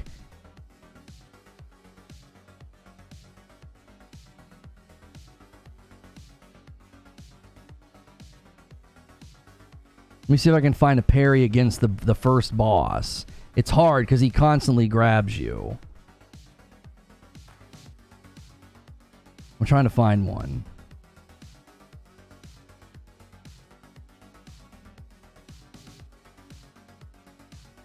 You wanted me to show this fight, Doc. Okay? That's the parry. That's the perfect parry. That's a cinematic. I failed the timing. I nailed the timing. That's a mini cinematic. And look how slow and truncated it is. Perfect parry. Wait. Now swing. Swing. Swing. It's nothing like the first game. Your argument's not getting any better with time. We get a parry right on this first guy, don't we? That swings right into it. Swings right into it. You told me to show the first boss fight. And the first boss fight, that was another perfect parry.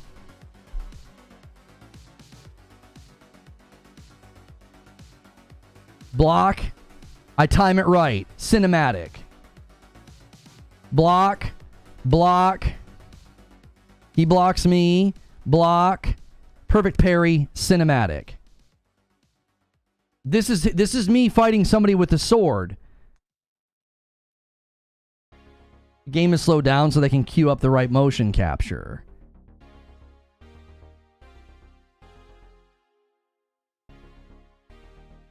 This is the first fight in the game that's like, this is supposed to be like an impactful moment. And it's very scripted. Now, in general, I'm okay with the very first boss fight being a little bit more scripted. There are plenty of fights where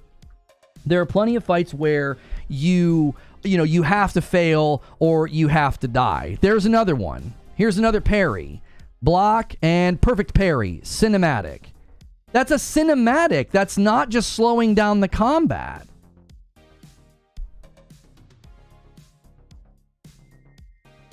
So, I mean, that's what I mean. Like, that's what I've been trying to say is if anybody's going to try to come at me and act like this is the same as Hellblade 1, it is so painfully not true.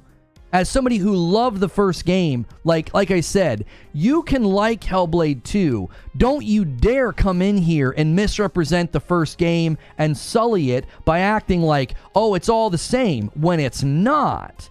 In not in 4K, in 1080. That's a motion capture reaction. What? I don't understand. I think I have more footage in this from the Don't we have more footage from the red fight? Here's a guy with a sword. I think this guy has a weapon. Yeah, this guy has a weapon. He charges me. Perfect parry, cinematic, spin him around. Oh, yeah, and here's another one of those glorious executions, right? Oh, what's she gonna do? What's she gonna do? Oh, look at that. Look at that. Baseball bat swing. Oh, she's gonna lop this guy's head off, dude. It's gonna be awesome. Nope, just kidding. No, yeah. Can't have that. Oh, got to daisy chain the fights together, so I have to get punched or grabbed at the beginning of every frickin' fight. Perfect parry, that's a cinematic, and now I can actually swing. Super slow compared to the first game. Failed block. Oh, again, this is all scripted. If you fail these blocks, this is what happens every time. You end up on the ground. Perfect parry, spin him, now I can hit him, and he's not dead. Just kidding. You earned an execution, but he grabbed your sword, and you don't get to execute him. No explanation for it. Just, you know, a scripted animation. And now I'm back on the ground again. Zero player agency. Like, no explanation for what even happened. And now when you get down like this, I just started using my my focus whenever they would get me down like that.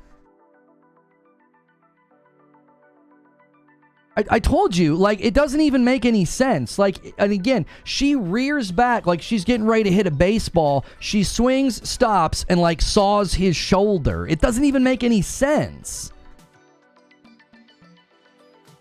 And then I get the perfect parry, and I think, oh, it's my chance to hit him, and he grabs my sword. It's like, what? Oh, okay. More scripted player agency denial. You're not in charge of this fight. We're in charge of this fight. It's like, okay. Like, I don't know how you watch any of that, and then you watch this, and you're like, yeah, it's basically the same. There's no differences.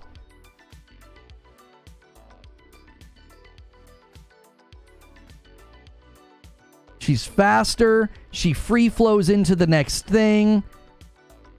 Oh, that little step back is nice too.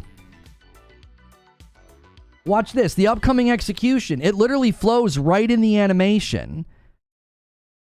Swing, swing, swing. She's going to spin around and kill him. There's no stopping it. There's no, wait, the enemy has to turn around. She just, in her swing, she turns it into an execution. That guy fell before. He was already dead. You don't have health meters, so sometimes in this game that would happen. Your execution would literally hit air because they're already dead.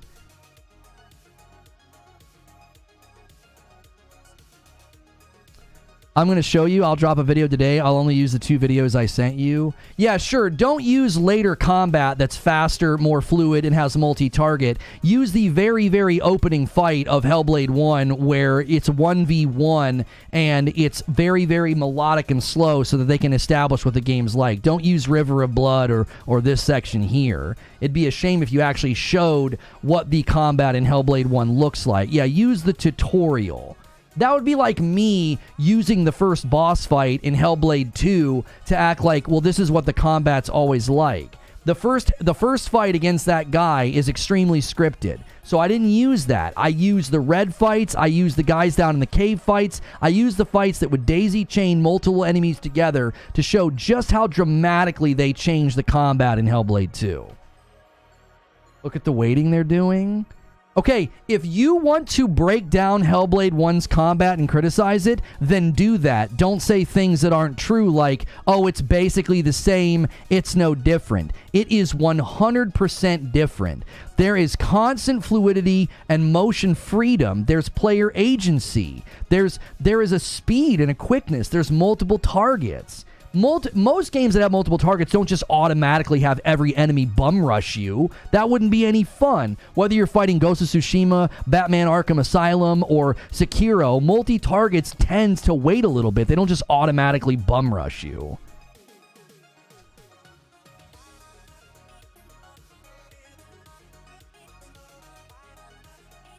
You have a 1-hour video on YouTube right now? Listen, Doc, you've moved the goalposts multiple times. You claimed the parry in both games was a QuickTime event. We absolutely demolished that claim. You claimed that the combat was the same. I showed that both the speed and the animation chaining are not even remotely the same. There's nothing about the combat that connects and links up and is the same. It isn't. It's a complete technical divergence. You're not just wrong about this from subjective opinion. Your subjective opinion can be, I like Hellblade 2 more, or I like Hellblade 2 combat more. That can be your opinion. That's fine. You're objectively wrong if you think they're the same. They're not. The developers themselves have outlined how much different the combat is in the second game. They mocapped every single thing. And because they mocapped everything, they are daisy chaining mini cinematics. I don't know if at a technical level you understand what that means. You mentioned QuickTime events because that's what they are. They're both slowing down time? No, they're not. You are technically and objectively incorrect. They are QuickTime events in Hellblade 2. They are not QuickTime events in Hellblade 1. Hellblade 1 is a free-flow combat system that uses slowdown on a perfect parry, just like Ghost of Tsushima. Those are not QuickTime events. QuickTime events are when you take a scripted motion capture animation and you make the player watch it before they can do something again. Like when Spider-Man goes flying through a building or a wall and then he has to press a button to dodge the brick flying at his face. That's a QuickTime event. You are responding, but you're responding to a pre-recorded, scripted, cinematic element. That's what the combat in Hellblade 2 is. The parry is a recorded, scripted, mocapped cinematic. It's not a slowdown of a free-flow combat system. You are technically and objectively incorrect about this. That's just the facts. You can say, oh, they're both slowing it down. Yes, but that's not what they're doing. What Hellblade 2 is doing is it's saying perfect parry, and it calls, that's what video games do, right? They call a sound cue, or they go and call an animation, and it calls this cinematic that you have to watch. And it zooms in, and then it lets go of the cinematic, and now you're back in control again. Free flow combat isn't that. Free flow combat is swing, swing, perfect parry. Ooh, it slowed it down. Here I come. Bam. There's no break. Slowing down isn't a break. It's just taking something that's already taking place and slowing it down. It's like in Control. I believe in Control. Can't she slow things down? I forget. There are games where you can basically and then everything slows down and you can get behind the enemy and attack them and stuff. Slowing down is not the calling of a cinematic. I'll make my video. Respect to you, Lono, for standing your ground. That's why I respect. Have a great stream, brother. All right. See you, Doc. Chat, I indulge Doc because he's a friend and I like him. And I'm happy to point out where I think he's wrong about this. I will always allow for the freedom of you can have the opinion that you like Hellblade 2 more, or you think Hellblade 2 is better. That's totally fine. That's fine. I think the opposite. I think Hellblade 1's better. What I've been balking at, what I've been sort of gut checking is this, well, Hellblade 1's combat is exactly the same. And I'm like, no, it's not. Not even remotely. Nobody's going to be able to put that video together because they're at a technical level, it's an incorrect claim. It's not technically correct. Because this goes back to the people that really think this game is great. Okay, they're focusing on the things that the developers focused on. Presentation. They're focusing on the presentation. They're okay that they're not fighting multiple targets at once now. They're okay with that. They're okay that the combat isn't free flow. It doesn't have moment-to-moment player agency and fluidity. They're okay with that. They are. They think it looks cool. They think it's cinematically powerful. I think it's exhausting, tiring, and not enjoyable at all because I don't feel like I'm doing anything. My contribution is so minimal. It's so minimal. My contribution is very, very minimal. And because of that, I see it as a regression. It's like they took something. Let's look at this a completely different way. We'll look at this completely different way. Hellblade 1 was commonly criticized because its combat was so simplistic. You guys just watched it. It's very basic. You have light swing, heavy swing, dodge, a roll, and you have a block that can be a perfect parry, and a kick. I really liked the kick. The kick was nice, especially for those shielded guys. It always felt good to be like, boom, right? And that's basically it. That's the combat from sort of beginning to end. And the bigger the enemy, sometimes you have things you cannot block, so you have to get out of the way, like a really big wind up that's going to come down and like slam the ground. There's guys with like really, really big weapons. There are mini bosses in this game that are better than all of the bosses in Hellblade 2. I will stand on that. There are quite literally mini bosses in Hellblade 1 that are better than the bosses in Hellblade 2. Because you actually get to fight them. And so, if you look at Hellblade 1 from that perspective, and you're like, oh, the combat's pretty basic. What I was hoping for, and this was like the one I was hoping when we heard that it was all 1v1 in Hellblade 2. I was hoping, oh, they're going to really up the ante. And you're going to have like directional parries, and you're going to have more complex combat. Like you're going to have to hold up, down, left, and right on the joystick when you parry to adequately block where the sword is coming from. Do you get what I'm talking about? Taking what's there and expanding upon it. They took what was there and they just threw it over their shoulder, and they're like, we're not doing any of that. What we're going to do is we've mocapped all the swings, all the blocks, all the dodges, and all of the attacks. We've mocapped them all. And if you block, this is what it's going to do. It's going to call on this motion capture that we did. If you successfully parry, it's going to call on this motion capture that we did. And then when you earn an execution, it's going to call on this motion capture that we did. And the reason it doesn't feel good is because we aren't doing a show with Kirk because there wasn't enough. We were maybe going to talk about the Doom game, but we're kind of waiting to see if maybe more details come. And the combat is so slow now. I don't know how you can watch any of the footage we just looked at and see her being like, swing, swing, swing, bing, parry, swing, swing. Somebody's coming in from the side and she rolls and she gets out of the way. And the one guy, she like rolled behind him. And then, oh, somebody's coming in from the side and boom, she parries and she perfectly blocks it just in time. Because like the voices warn you when you're going to get attacked from the side. Kind of like how they do in Ragnarok where like Atreus or somebody will be like, look out. But in Hellblade 2, it's all slowed down. It's all slowed down because they can't let you just free flow in the combat because it has to go from motion cap, animation 1, motion cap, animation 2, motion cap, animation 3. Oh, hang on. You got interrupted. You got hit. Motion cap. It's all slowed down because it's not a free-flowing combat system. It's a string of micro cinematics.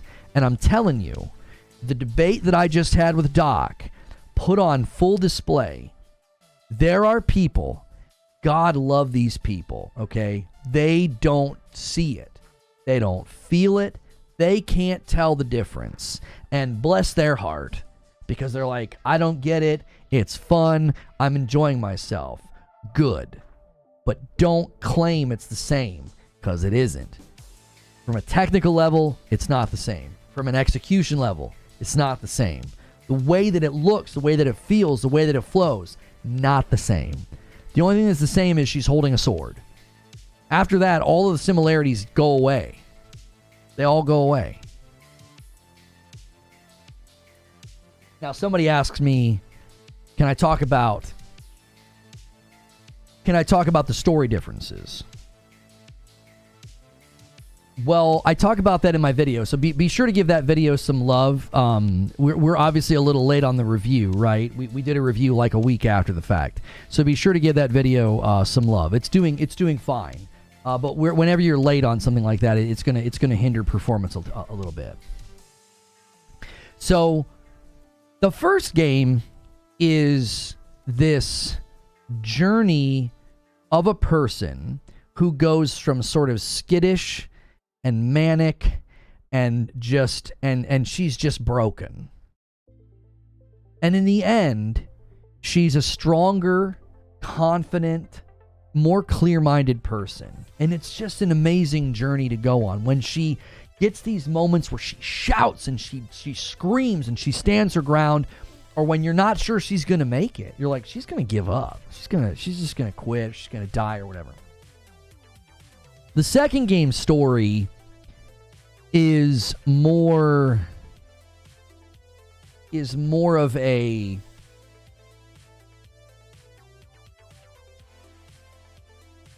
it's more of a traditional protagonist story.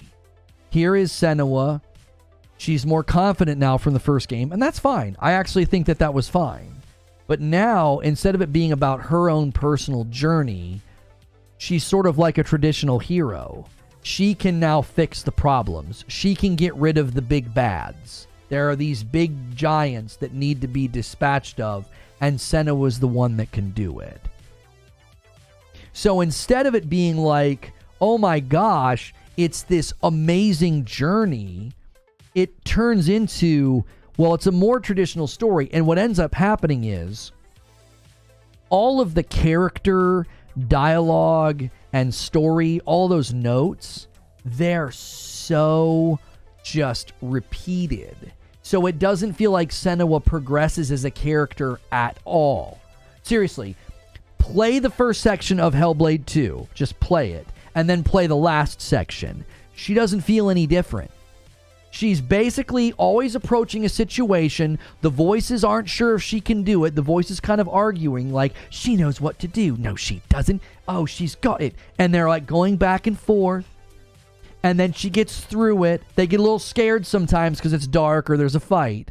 And then, if anything bad happens, they blame her. It's all your fault. It's your fault they died. It's your fault. That happens in every single chapter. You just go through that loop of a story. Every single chapter is that loop. Senua has to go to a place. She's got to fight or do puzzles to get through it. While she's doing that, there's self-doubt and curiosity as if she'll be able to do it. She gets through it, and then the voices blame her for anything bad that happens. There's no transformation. She doesn't change as a character. So, my wife and I watched The Last Samurai over the weekend because she had never seen it. And we had to watch it in 2 sittings. We basically just admitted, why don't we start watching movies in 2 sittings so we can actually start watching them? Because typically what happens is it gets to be about 9:30 or 10 o'clock on Saturday night, and I'm like, well, if we're going to watch a movie, we're going to be up super late, and then we have church in the morning. So I said, why don't we just start splitting movies in half? We can watch an hour and a half tonight and an hour and a half tomorrow. And it worked out really, really well in The Last Samurai. It did. Like literally at an hour and 15 in was just this great turning point in the story, okay? Now, in that movie, Tom Cruise's character goes through a really great transformation. It opens, he's unhinged, he's an alcoholic, he's plagued by guilt and shame and anger about his past and the things he's had to do. And he is transformed by being captured by a famous samurai who is very interested in him because you're my enemy. I want to understand my enemy. And you fight like a white tiger. Like he had this dream about a white tiger and he sees Tom Cruise fighting. Tom Cruise takes down, a samurai in a really unconventional way, but Katsumoto takes interest in Tom Cruise's character.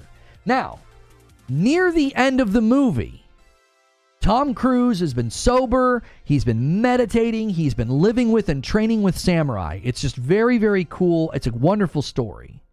But near the end, it's time for him to go back, and he's getting his payment, he's getting his money, and he's drinking again. And you feel a sense of sadness and almost like loathsome about it. You're like, no, why would you do this? Why would you go backwards? You've come so far. The reason that you feel that is because he's made progress in the story as a character, so that when he puts the drink down and he decides to do the right thing, you're like, yes, and you're cheering for him. You're now emotionally involved. In Hellblade II, there is no moment where you're like, oh no, Senua was doubting herself, or Senua was not confident, or the voices are calling her and they're blaming her. Oh no, what's going to happen? You never experience any of that, because every chapter, it's the exact same narrative and character notes. It's like this static, unmoving story where at the end, Senua was no different than she was at the beginning. She uses her darkness and her pain to help people. That's basically it. That's the story, which I love that. But what it doesn't do is she doesn't face anything. Just like go back and like come to grips with anything. She doesn't have any like self-revelatory moments where like all this, like what would have helped would have been like, okay, she's reached a point where certain voices just can't talk anymore. She silences some of them. She gets to a point of, no, you don't have a voice in my head anymore. Like she gets to a point of strength or something, but that never happens. She stays the same like the whole time. And that's why the story is so unsatisfying, because in the first game, you go on this journey with her. I'm not kidding with you. Every time I play that game, I get emotional at the end. I do. Because of my own journey and pushing through my own pain, my own trauma, things that have happened to you that put darkness in your soul, and then it corrupts you, so then you do bad things, and then you make terrible decisions. You have to come to grips with all of that. And when I get to the end, of Hellblade 1, it's always so powerful because she pushes through, she faces it all, and she comes out on the other end stronger.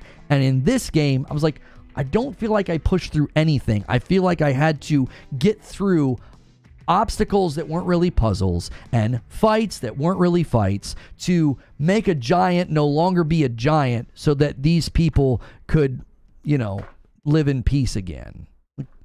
Oh, okay. How many games are you the chosen one that can fix the problem for the people in the town? How many games are you like the one person that can solve the problem so that everybody can be safe again? It's like that's a story trope that exists in almost every game. And that's okay, but not for a game like Hellblade, it's not. Not for a game like Hellblade.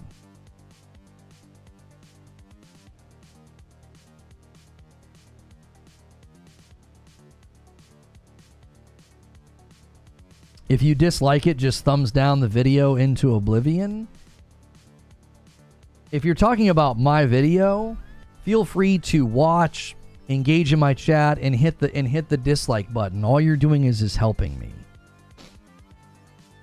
You can't dislike a video into oblivion. Have you ever noticed the videos that get brigaded for dislikes? You ever notice what happens to those videos? They get an awful lot of viewership. You ever notice that? The trailers that get brigaded against? Everybody gets really angry about a trailer, and then they all go downvote it. And then the video trends and gets more views and more interaction, and people are arguing in the comments and calling each other, simps and fanboys. All it does is help the video.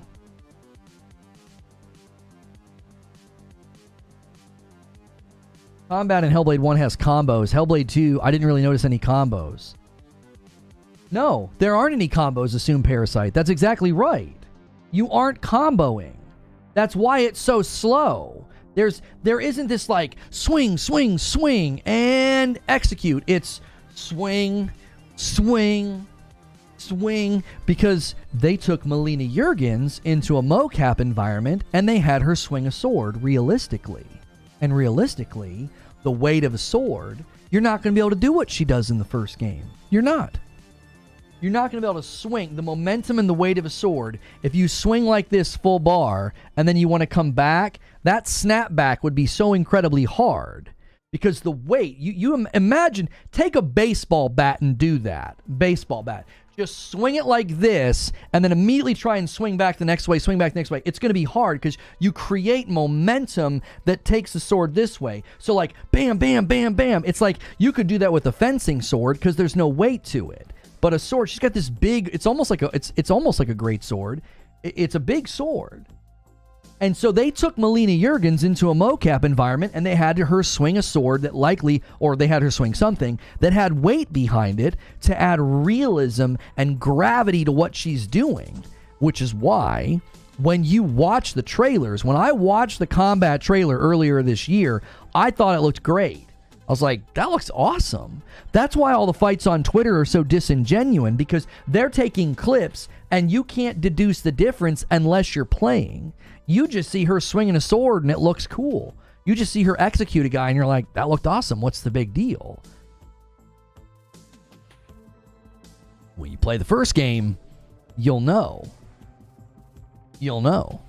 The speed, the fluidity, the moment to moment, all that player agency, it's so much more. It's a priority in the first game, I feel like. And it wasn't a priority in the second. Because their priority was presentation. Like, think about what that does to a game's combat system, okay? Imagine a game like Sekiro making this decision. It would dramatically change how combat works. Because, you know, in a game like Sekiro, you're doing the same thing. You're like, ding, ding, ding, ding, ding, ding, ding, ding. There are guys that attack you in that game. It's super, super fast. Stellar Blade had attacks like that. They're so fast. You're like, bing, bing, bing, bing, bing, bing. You're almost like timing it, like on the off beats or on the on beats. Like, it's almost like rhythmic.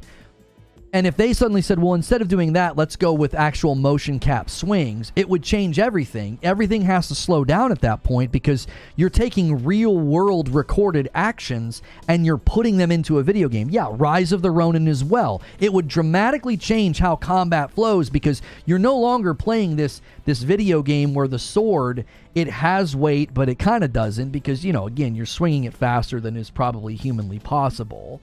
And you're, you know, even pulling it up for a block. Like the average person, if you got a sword at your side, bringing it up like this really fast, it'd be tough. It'd be tough to do quickly. And in some games, I mean, that sword comes up and it snaps into position. Well, it's a video game. It's a video game, so it makes sense. When you take motion capture animations, and that's what your fighting is based off of, that became such a big priority for them. It took the combat in a completely different direction. You're welcome to like it, just don't sit here and tell me that it's the same as the first game, because it's not. And that's where I think everybody's disconnecting. They can't, nobody's defending. I've not seen anybody defend Hellblade 2 on its own merits, except for like, oh, it's graphically so beautiful and the sound is amazing. Okay, I don't disagree with you there at all. It's likely going to win Game Awards, right? It will. It will. It'll probably win Game Awards for sound design. It might win some for art direction. And it'll definitely win for performance. I think Melina Juergens will win another one. Okay? So there's at least 3 awards that it's almost a shoe-in for. Okay? But no one's, outside of that, no one's like describing, tell me why the combat's so good. Tell me why the puzzles are so good. Tell me why the story's so good. What do they do? Well, it's not any different than the first game. The first game was just like this. You must have come into this game with bad expectations. And it's like, no. Defend the game based on its own merits. Don't misrepresent the first game as some weird way of defending this game. That's not how you defend a game. I'm from the UK and I love your content. I've been a sub for 18 months. Appreciate your hard work. Keep it going. I appreciate it. Thank you for the passion and your truth you're giving this game. I appreciate that. Thank you. Even Destin admitted that Hellblade 2 isn't doing anything new. I wish they would have leaned more into the faces. I thought that was one of the cooler things they did, and it's a minor offshoot thing that you don't have to do. It's optional. But when you find a face and you look at it, and then it zooms back out, and the face is now like it's there, but it's not. And as you move, it disappears. I love that. That's one of the coolest things they do in this game. I think they should have done more of that. I think it should have been more about, like, Senua still isn't sure what's real and what's not. I think that would have been better. It almost comes off as the way that she interacts with the puzzles. It's almost like she has like a magical power. Does that make sense? It's like she has a magical power. It's like, oh, there's a wall there. Zoom, it's gone now. Oh, there's a ramp that could be here. Zoom, it's there now. It feels like a magical power. It doesn't feel like an illusion of sorts, if that makes sense. This guy says, I couldn't get the parry time correct very often, and it felt like it wasn't really doing combat. I'm also having no issues with parries in games like Stellar Blade. Yep. There is a weird hang even when you get it right. I was noticing that near the end. You have to parry like at the very end, and if you miss it by like a millisecond, then you miss it, and now you're like, you get kind of knocked back. And even there's this, even when you actually get the parry correct, there's this weird millisecond hang. Like you see it, like there's almost like a frame skip when you successfully land a parry. Thanks for hanging out, Danny.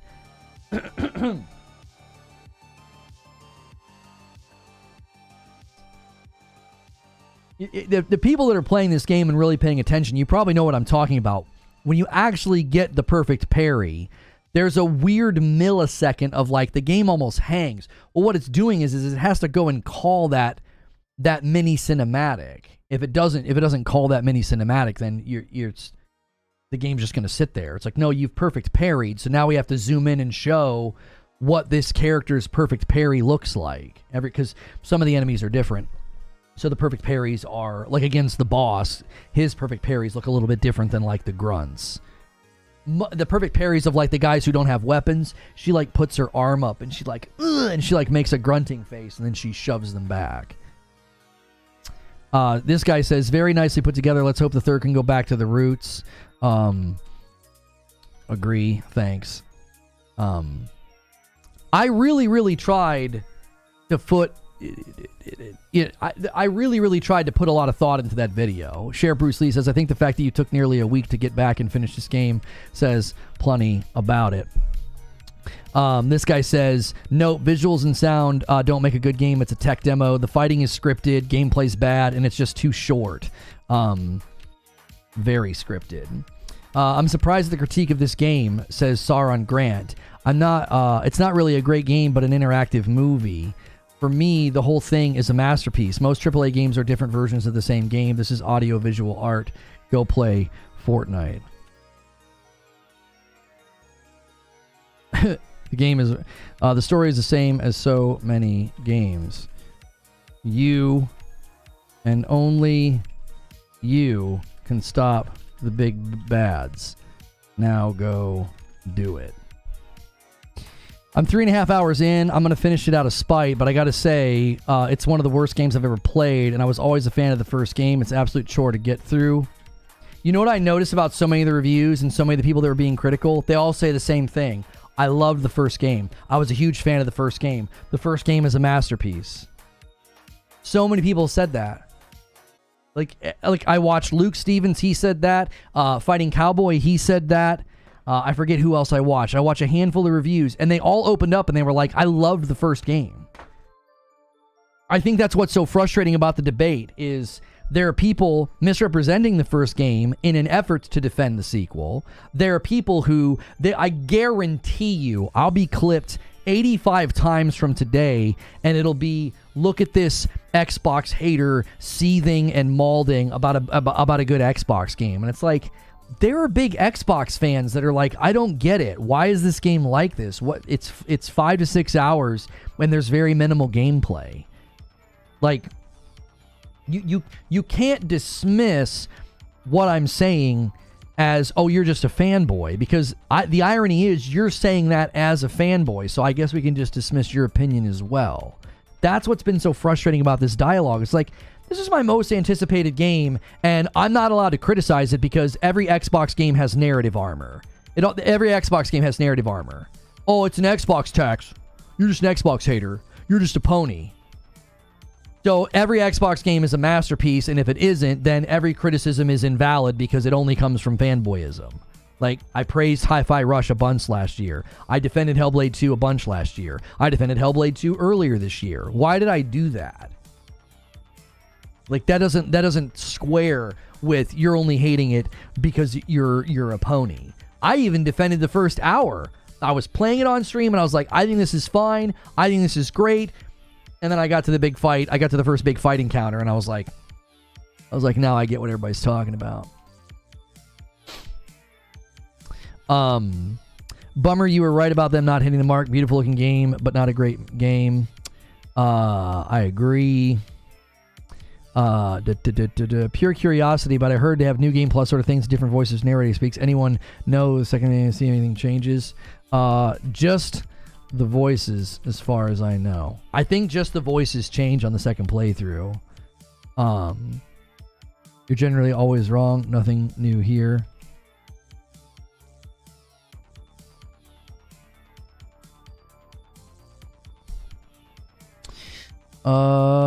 Let's see. Combat is absolutely worse in Hellblade 2. The simple fact is it's only 1v1 is a huge downgrade.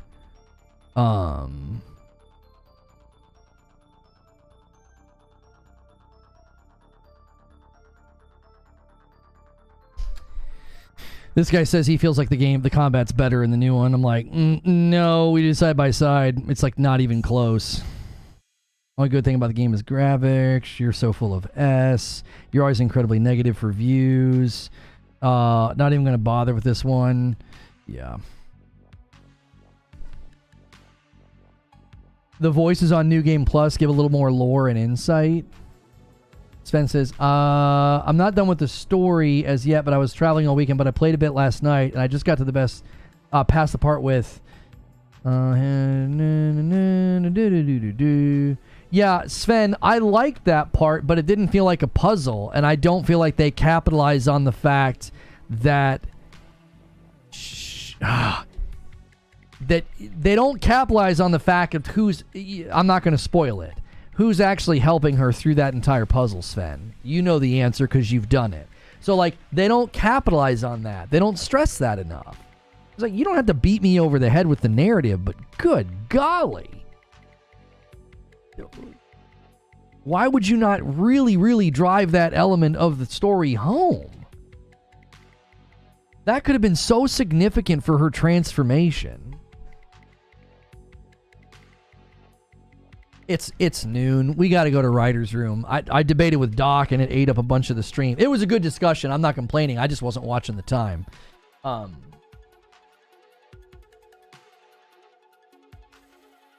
Lono Negative, did you hear what he said about Kills of Justice League? Still haven't forgiven you for that.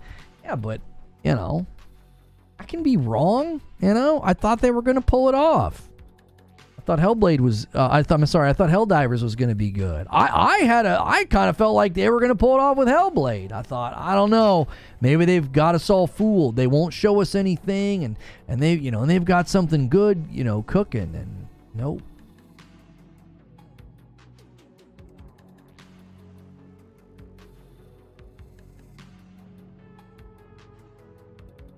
I don't even know what you would why you would even replay Hellblade 2. Like, I don't know why you would. The puzzles basically solve themselves, and the story is so overindulged and drawn out, and the combat is just awful. Helldivers? Yeah, I said I thought Helldivers was going to be good. It was way better than I expected. Although looks like they're in a rough spot. I kind of said that they were going to have to think about the rhythm of which they were adding content was going to drive people away. So it looks like that's starting to come to fruition.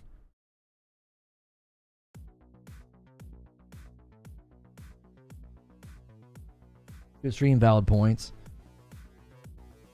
I appreciate it. I mean, I know I got wound up and I got really passionate debating Doc, but it was because I am super passionate about the first game. I really, really am. I'm super passionate about the first game, and I wouldn't stand for the nonsense here. I owe you guys 5 members.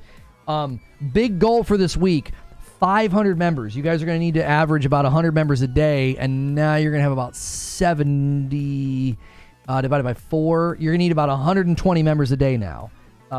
We had a slower start, but we usually finish strong, so I'm not concerned.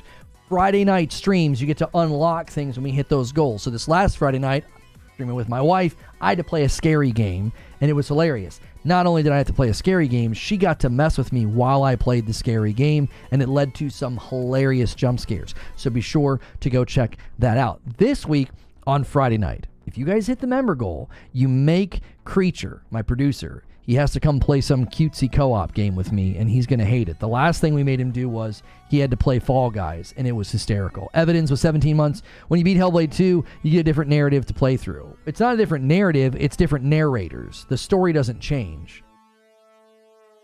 Yeah, it's different narrators, not a different narrative. All right. I'm going to put a link in chat. We're going to head to the writer's room. This is a behind-the-scenes look at how we come up with the next day's shows. And so if you are a member, you can come with us. And if you're not a member, consider becoming one. We have about 600 people paying for their own memberships, and then everybody else is on gifted. And we would love for more people to pick up their own memberships. It helps us do more and get more opportunities. It helps us grow the channel. So consider, if you listen to this content on a regular basis, if you're here lurking and listening all throughout the week, and you can pick up your own membership, it's $5 a month. That helps out. It goes a long way, and it helps more people get gifteds as well. So click the link in chat.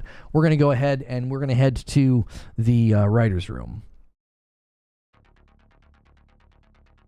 Hey, thanks so much for being a member. You may have gotten gifted a member last week. It was a huge week. If you did, make sure you check out. It's in the members only playlist. I played a scary PSVR 2 game. It's near the end of the stream. That's how we typically do that. As I stream with my wife, we hang out and talk to y'all. And then I played a scary game, and she got to mess with me throughout it. So make sure you check that out. This week, 500 members is the goal, and if you get it, then Creature has to play some cutesy co-op game that he's not going to want to. So make sure you guys help us hit that goal. I'm going to end the previous stream where I talked about how Hellblade was worse than I thought, and I'm going to end that stream and redirect everybody over.